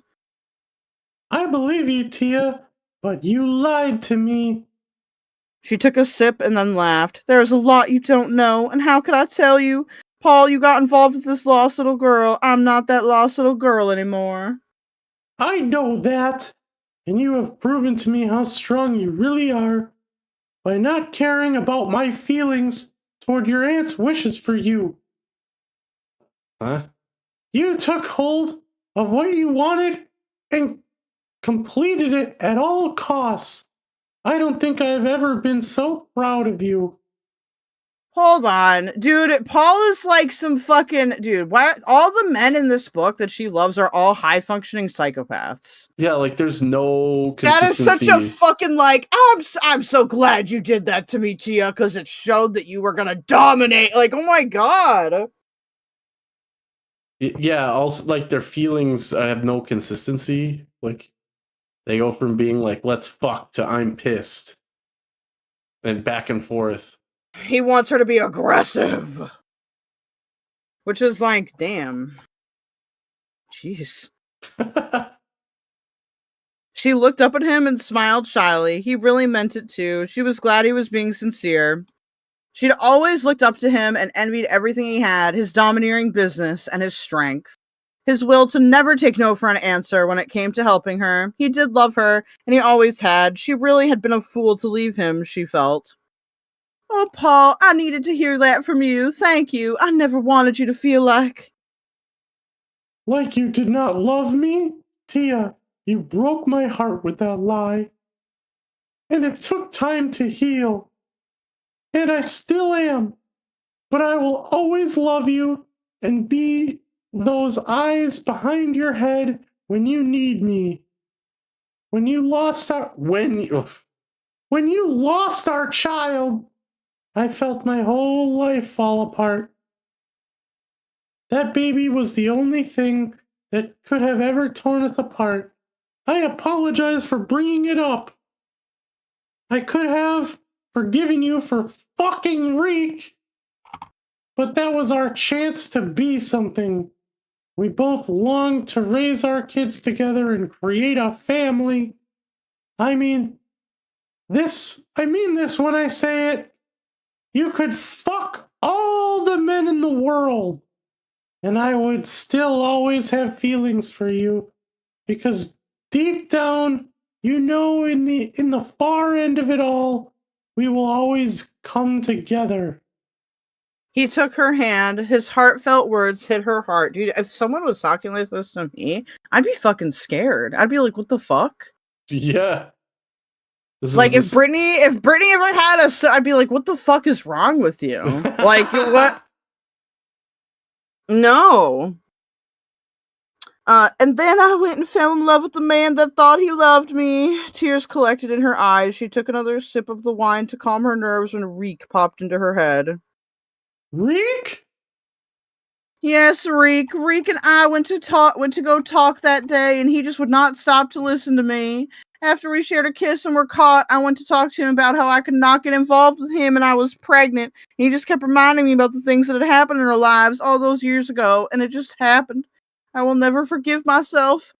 Let me ask you, was there any female company on your trip overseas that time? She cocked her brow at him, remembering. That was business, and no, there was no one else in the picture when I was with you. He rose, finishing his drink along with her, ignoring her question. She stepped up to him and looked around. So you stand here and lie to me? She spoke to his back. He looked over his shoulder and turned to face her slowly. I am not the whore here, Tia. You seem to forget who you are talking about. She took a deep breath at his tone. She was fed up with being treated like crap. I am glad I moved away from you, you son of a bitch. She went to slap his face, but he stopped her and pulled her closer to him and looked at her while flames burst through his eyes. She was petrified of what he would do. Oh my God. You can recall Paris. Is this me? You can recall Paris whenever you feel the need to. You and I both know. Oh no, that's you. That's definitely you. You can recall Paris whenever you feel the need to. You and I both know You are much more of a whore than anyone else standing in this room is. I tried to save you, and I tried to give you a better life, and you were nothing when we met. You were just some office girl with dreams too big for her own good, and without the proper man in her life to help her. Now you have a decision to make here. 1. Look at me! 1.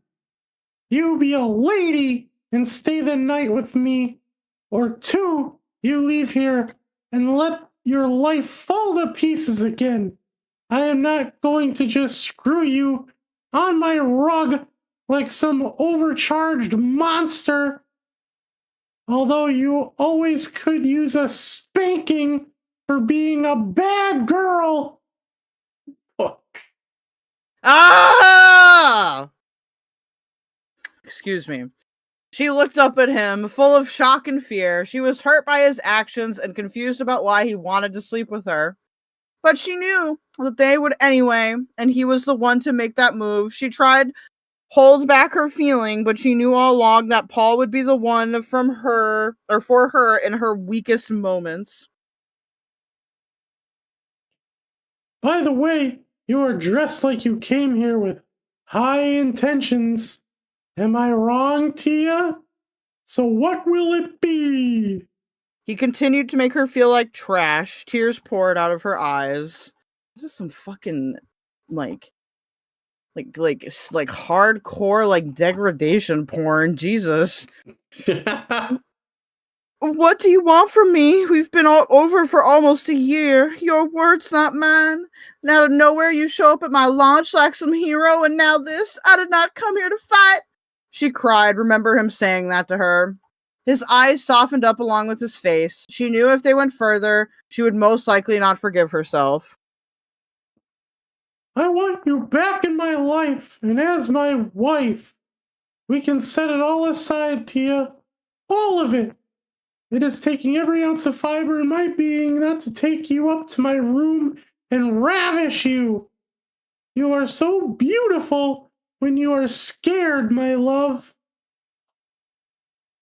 My love, how I miss saying that. What in the your fuck? ear. So this is what he used to say? You are beautiful when you are scared, my love. You What are the so beautiful when you are scared, my love. How I miss saying that in your ear.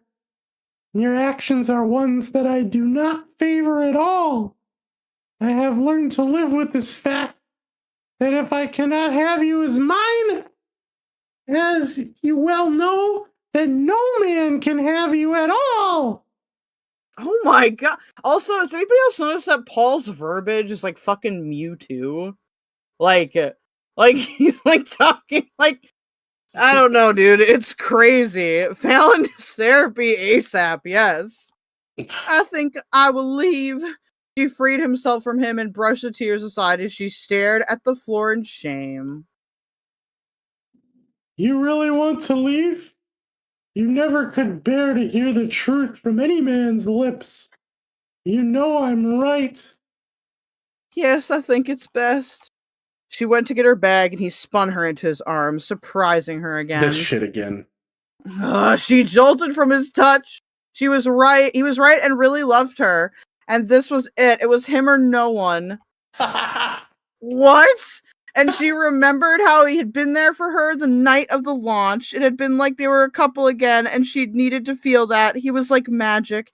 He made everything disappear and go away. It was just the two of them. She felt safe and serene with him. As you wish, then, but I will not let you leave without this. Come here.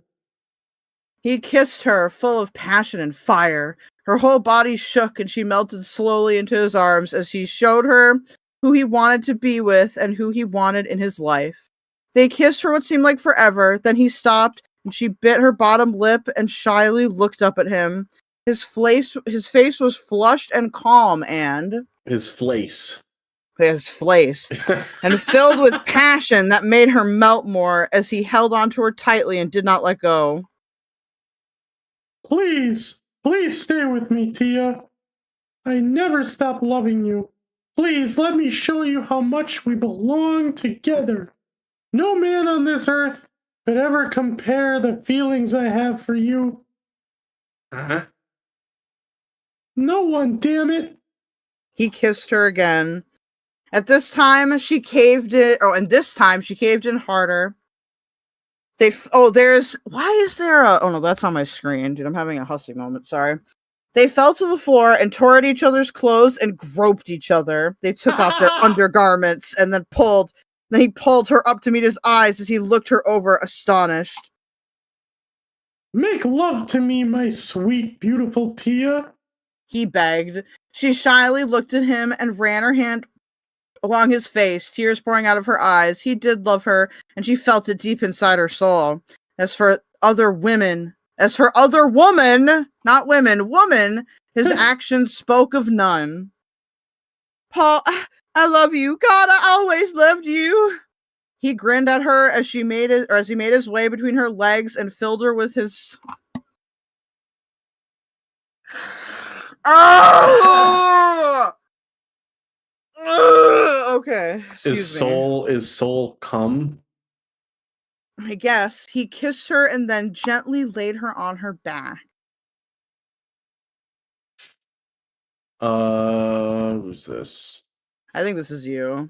I love you too so very much. I miss you, and I'll never let you go ever again. Do you hear me? He kissed her and then sat up with her on his lap and slid into her, causing them both to moan in bliss as one. Kill me! Nothing like a good grope on a dusty old ass. Yeah, dude. Yeah. The rug fuck. Fallon, I also hate you. Okay, yeah, this is a horror. This book is terrible. It's 0 stars. Yeah, if I could give it a negative score, I would. But I'm serious. I wish I could charge you for having had read this.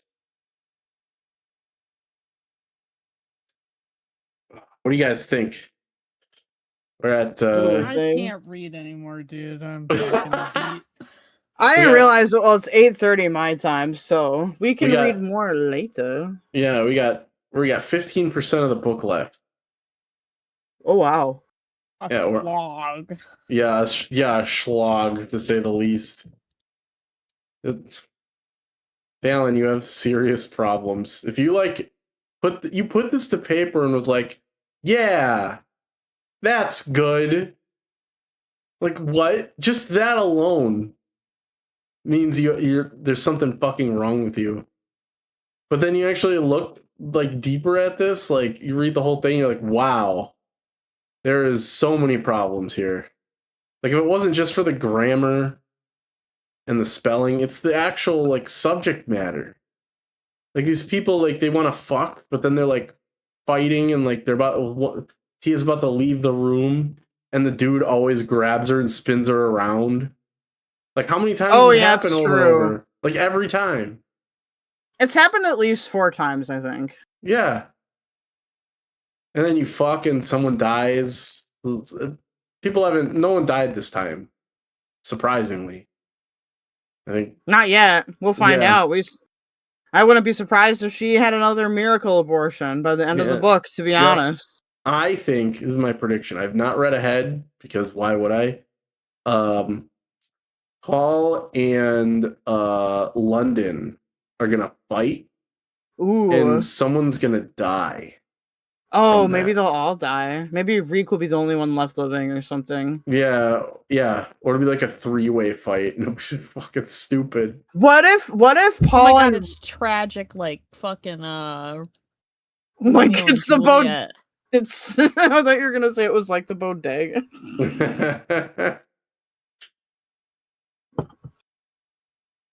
Yeah, to be fair, nobody fucks in the bodega. Reek versus Paul versus London, and they're all just fighting each other. Like it's like that what is that scene in Reservoir Dogs? They're all just pointing the guns at each other. Author aura -10 Bro. raw. Reek. Yeah. This book is ass. Yeah, if a friend handed this to me, like, read the novel I wrote. And I read it, I'd be like, there's something wrong with you. You need to go see a doctor. Did you have a stroke? Never write again. Yeah. For real. Like, this is not your calling. Like, I don't know what is, if anything, but it's not this. Like, this doesn't pass as a true crime. It doesn't pass as a horny book. It passes anything. Like, it's not porn. If this happened in a porn, I don't even know, like, what. Like, it'd be too gross. I think even like websites like Pornhub wouldn't want to host it. They'd be like, get this shit off here. What is this? Yeah, that's my review of so far. What do you guys think? What do you guys have to say? I agree. I agree completely. I think this book is shit, and I think that Fallon needs to seek therapy very, like, immediately. Yes. It's just, wow. This is so bad. Like, wow. I hate to admit it, but Lowe's werewolf fiction is a top 10 compared to Fallon. No, it's true. Lowe can actually write, as opposed to where, like, Fallon is like, like, she just can't even get it, dude. I feel like she dictated this book and just decided not to edit it. Yeah. Yeah, I think that's it. And she owes us fucking correction editor money because I tested it and the YouTube auto subbing does fix a lot of the grammar errors. But wow, really? Well, yeah, cuz when you're speaking, like even though the grammar is wrong, we'll still speak like it should be, like as it's structured, and so like the auto subbing. I see what you mean. Yeah. The auto subbing can't fuck up with grammar really because it's a robot, so. Yeah, so we're doing like editor work for you, Fallon. You're welcome. Can you super chat us $200? Thanks. Yeah. Also, we'll teach you how to write. I'm gonna send you an invoice.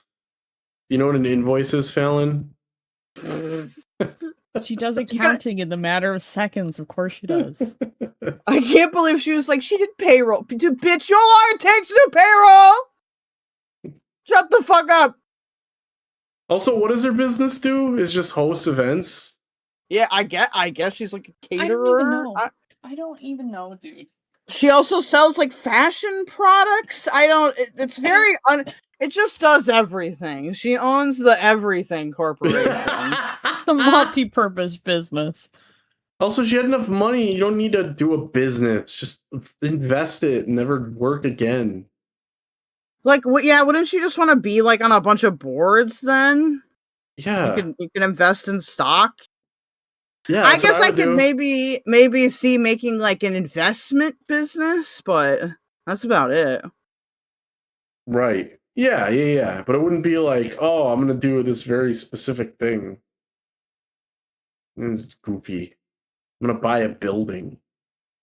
A building is a business.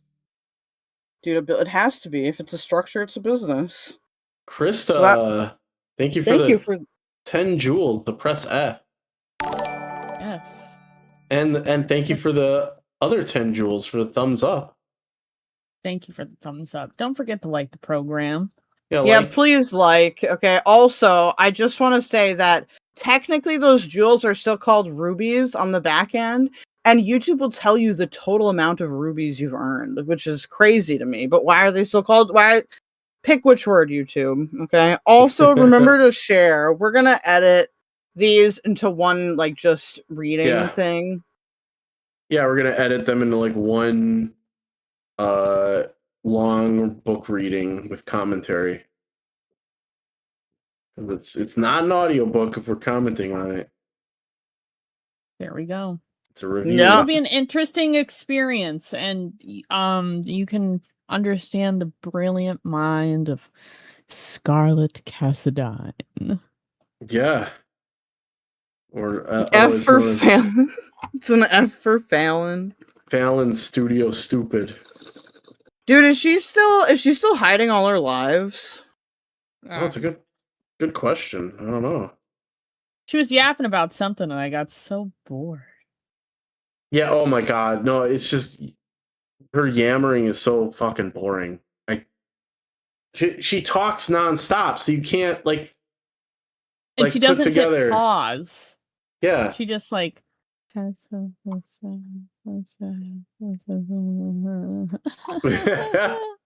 Fallon Studio Stupid. What is her thumbnail for her channel? It's like a dog and another dog, and then they're wearing crowns, and then a YouTube, and then a microphone, and then dogs over here. It's weird. Let's see, what's her lives? Part 2. The fake Gotham dude Batman. Oh, okay, so this is just like a guy that she's reviewing. What are posts? 10 hours ago. This video isn't publicly available. You gotta love Eva. I don't know who Eva is. Eva? You mean Eva like Evangelion? Dude, No. I think that Fallon should start watching anime and writing fan fiction. I think that would help improve her writing ability. I don't know. Shinji looked at the robot, unsure of himself. He bit his lip, knowing that I'm so fucked up. I'm so fucked up. The thing with the Arthur holding this gets syrup from the pancake on his hand. I'm so fucked up.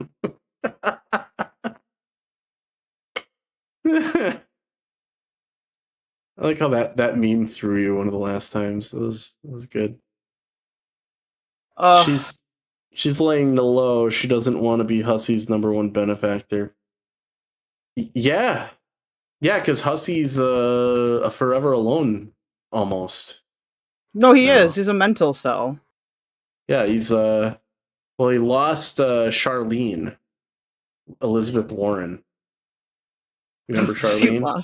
He lost Elizabeth Warren.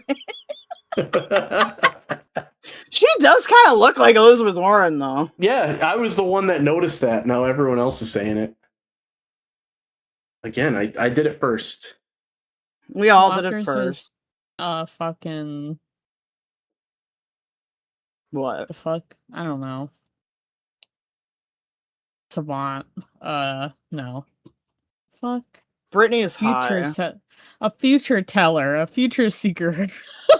A prophet? Is what you're trying yes! Fuck! Thank you! Shit! Dude, Wafters is a prophet? Okay. We can become a church. Then we're tax exempt. The church of the significant potato. Should we make a religion around potato? Should we just start worshiping potato randomly? I was just doing a dinosaurs reference. I just think it would be funny because she would react really funny. Do you remember the episode of Dinosaurs where religion starts around potatoes? No. What? No, what? Dinosaurs? I think I'm a little bit too young for that. The show, Brittany knows the show Dinosaurs. I was watching it at work the other day. The Great Potato. Yo, what season is this? Season 4, episode 3. Dude, it's a good episode. Should watch that one. Yeah, what the fuck? I need to watch this immediately. Oh wait, god damn it.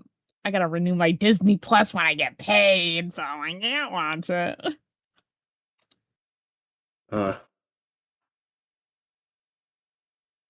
There we go. Dude, I need to find cocaine somehow and just we'll just power read. I'll power read the last 15% of the book. Yeah, we'll power read it. It'll be like an episode of Chapo Trap House. Cathohydrates. Is that what we want to do? No. Exactly. Virgil betrayed me, dude. I loved Virgil until he became a rapist. She needs help after listening to this book. Good Lord, Fallon. Yeah. Man, she didn't even have like a friend like proofread it for her or something. Like, I don't know, Fallon. This is some weird shit you got going on here. You probably shouldn't publish this. Too late for that. Yeah. Probably shouldn't put this out there. We should read the first book now. I'm kind of curious. Oh man, I don't know if I have it in me. I think I'll we read. could, but I think we have I'll to read space the it first out. book. We have to space it out.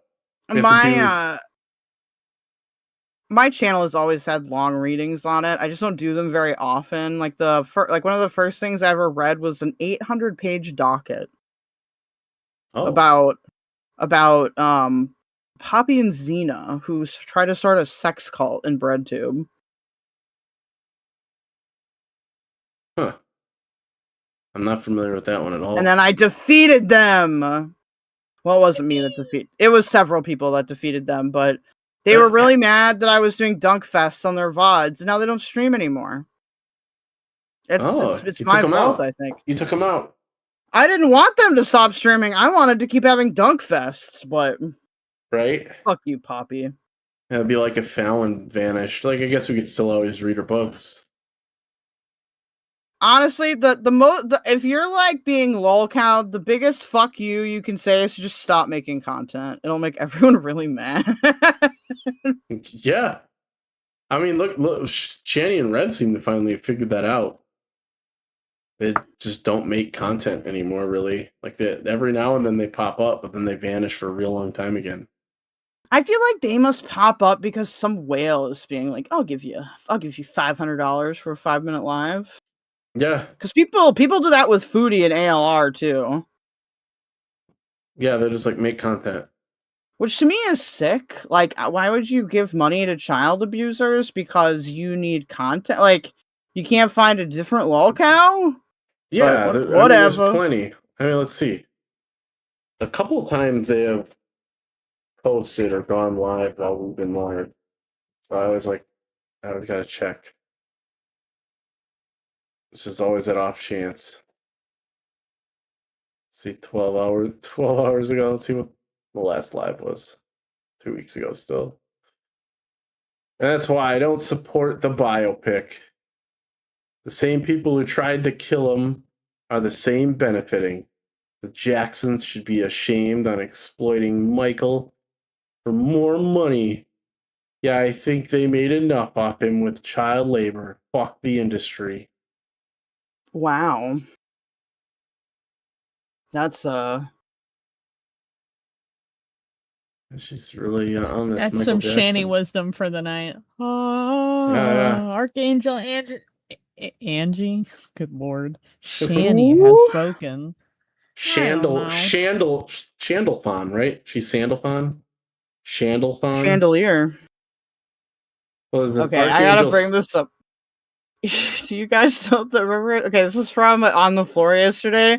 That video with fucking Toad being like, "I'm from the chandelier."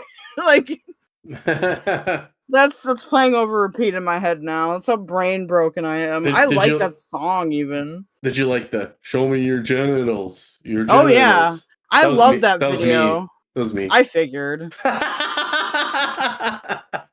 Can you do, before we leave, can we do the I'm driving and I'm masturbating or whatever? Oh yeah. What the fuck? I think that would be a good thing to close on. Yeah, I'm pretty sure I have it in dumb stuff. We could give you a second, okay? Yeah, I'll have to find it. See, apparently there's a crazy ass Wick panel. I might go troll them later. Let's see, dumb stuff. I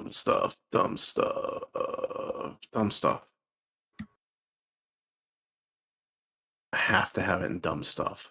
Penis.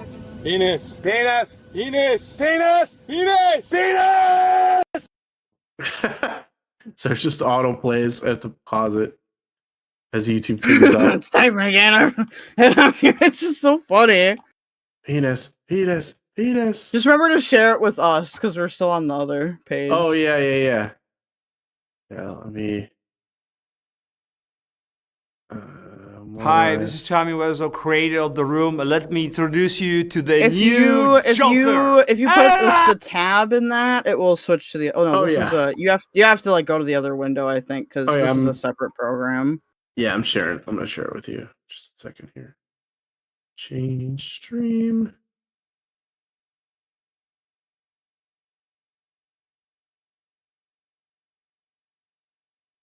We need to make an edit of that song with Fallon. I love this dude. Here we go. I found it. I can't hear it. Oh no, it's muted on my end. My bad. Retry. It's loading. YouTube is just taking a minute. There we go. Driving and I'm speeding and I'm vigorously masturbating, swerving and I'm screaming and I violently come. I come! Driving and I'm speeding and I'm vigorously masturbating. Come on the wheel and then I come on the dash and then I come on the floor and then I'm done.